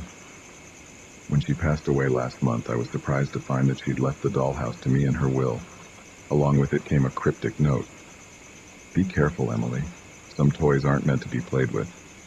I'd laughed it off at the time, chalking it up to my grandmother's flair for the dramatic. But now, as I stood in my living room watching a doll move on its own, that warning didn't seem so silly anymore. The dollhouse had seen better days. Years in the attic had left it dusty and faded, its once vibrant wallpapers peeling at the edges. I decided to restore it, both as a way to honor my grandmother's memory and to distract myself from the grief of losing her. For weeks, I'd worked on it every evening after coming home from my job at the local library.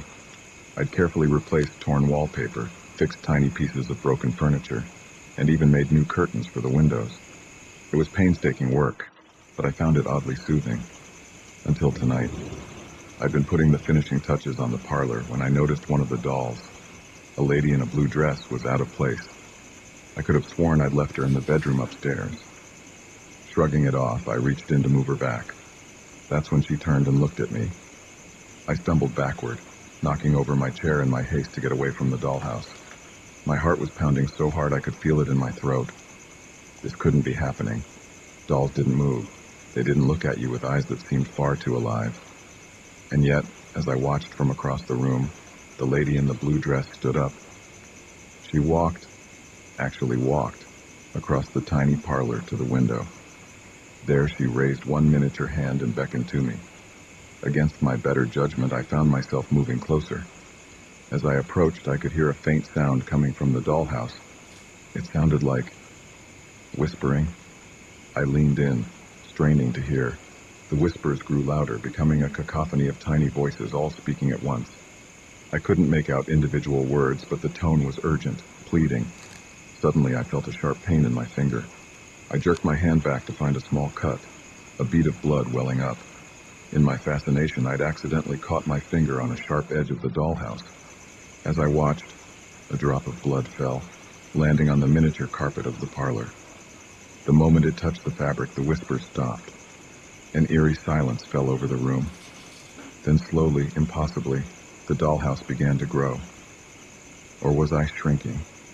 The room spun around me, the furniture growing to enormous proportions.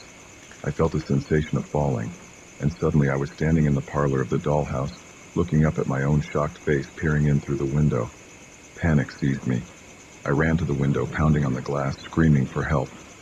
But my voice came out as nothing more than a whisper, lost in the vastness of the now giant room beyond. "Welcome home, Emily," a voice said behind me. I turned to see the lady in the blue dress, now my size, smiling at me. But it wasn't a kind smile. It was predatory, triumphant. "What's happening?" I gasped. "What is this place?" The lady's smile widened, showing too many teeth. "This is where we all end up eventually. All the women in your family. Your grandmother resisted for years, but in the end, even she succumbed." A chill ran through me as the implications of her words sank in. "My grandmother? She's here?" The lady nodded, gesturing to a door behind her. "Would you like to see her?" Before I could answer, the door swung open. There, sitting in a rocking chair, was my grandmother, but not as I remembered her.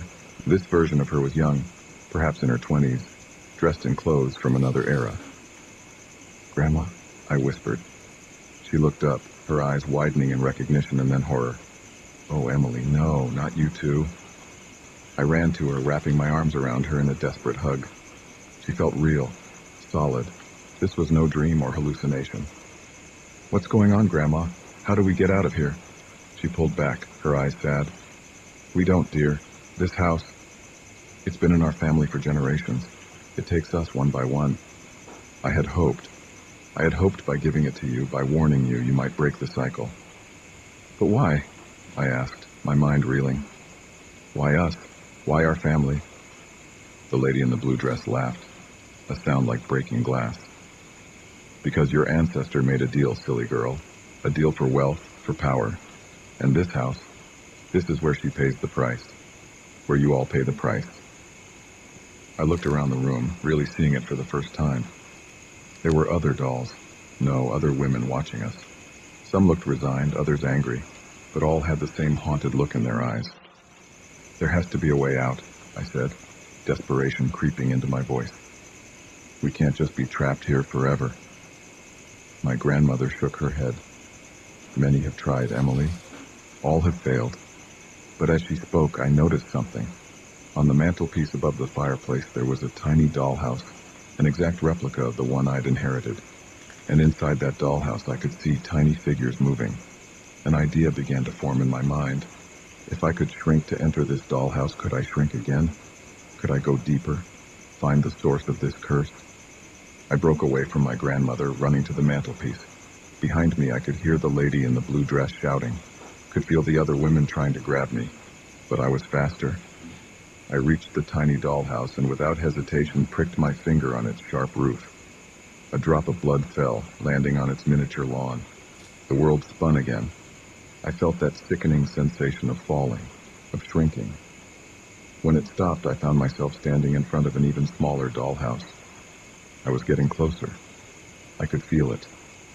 Again and again, I repeated the process. Each time, the dollhouse grew smaller, the details becoming more intricate, more impossible. And each time, I could feel a growing sense of wrongness,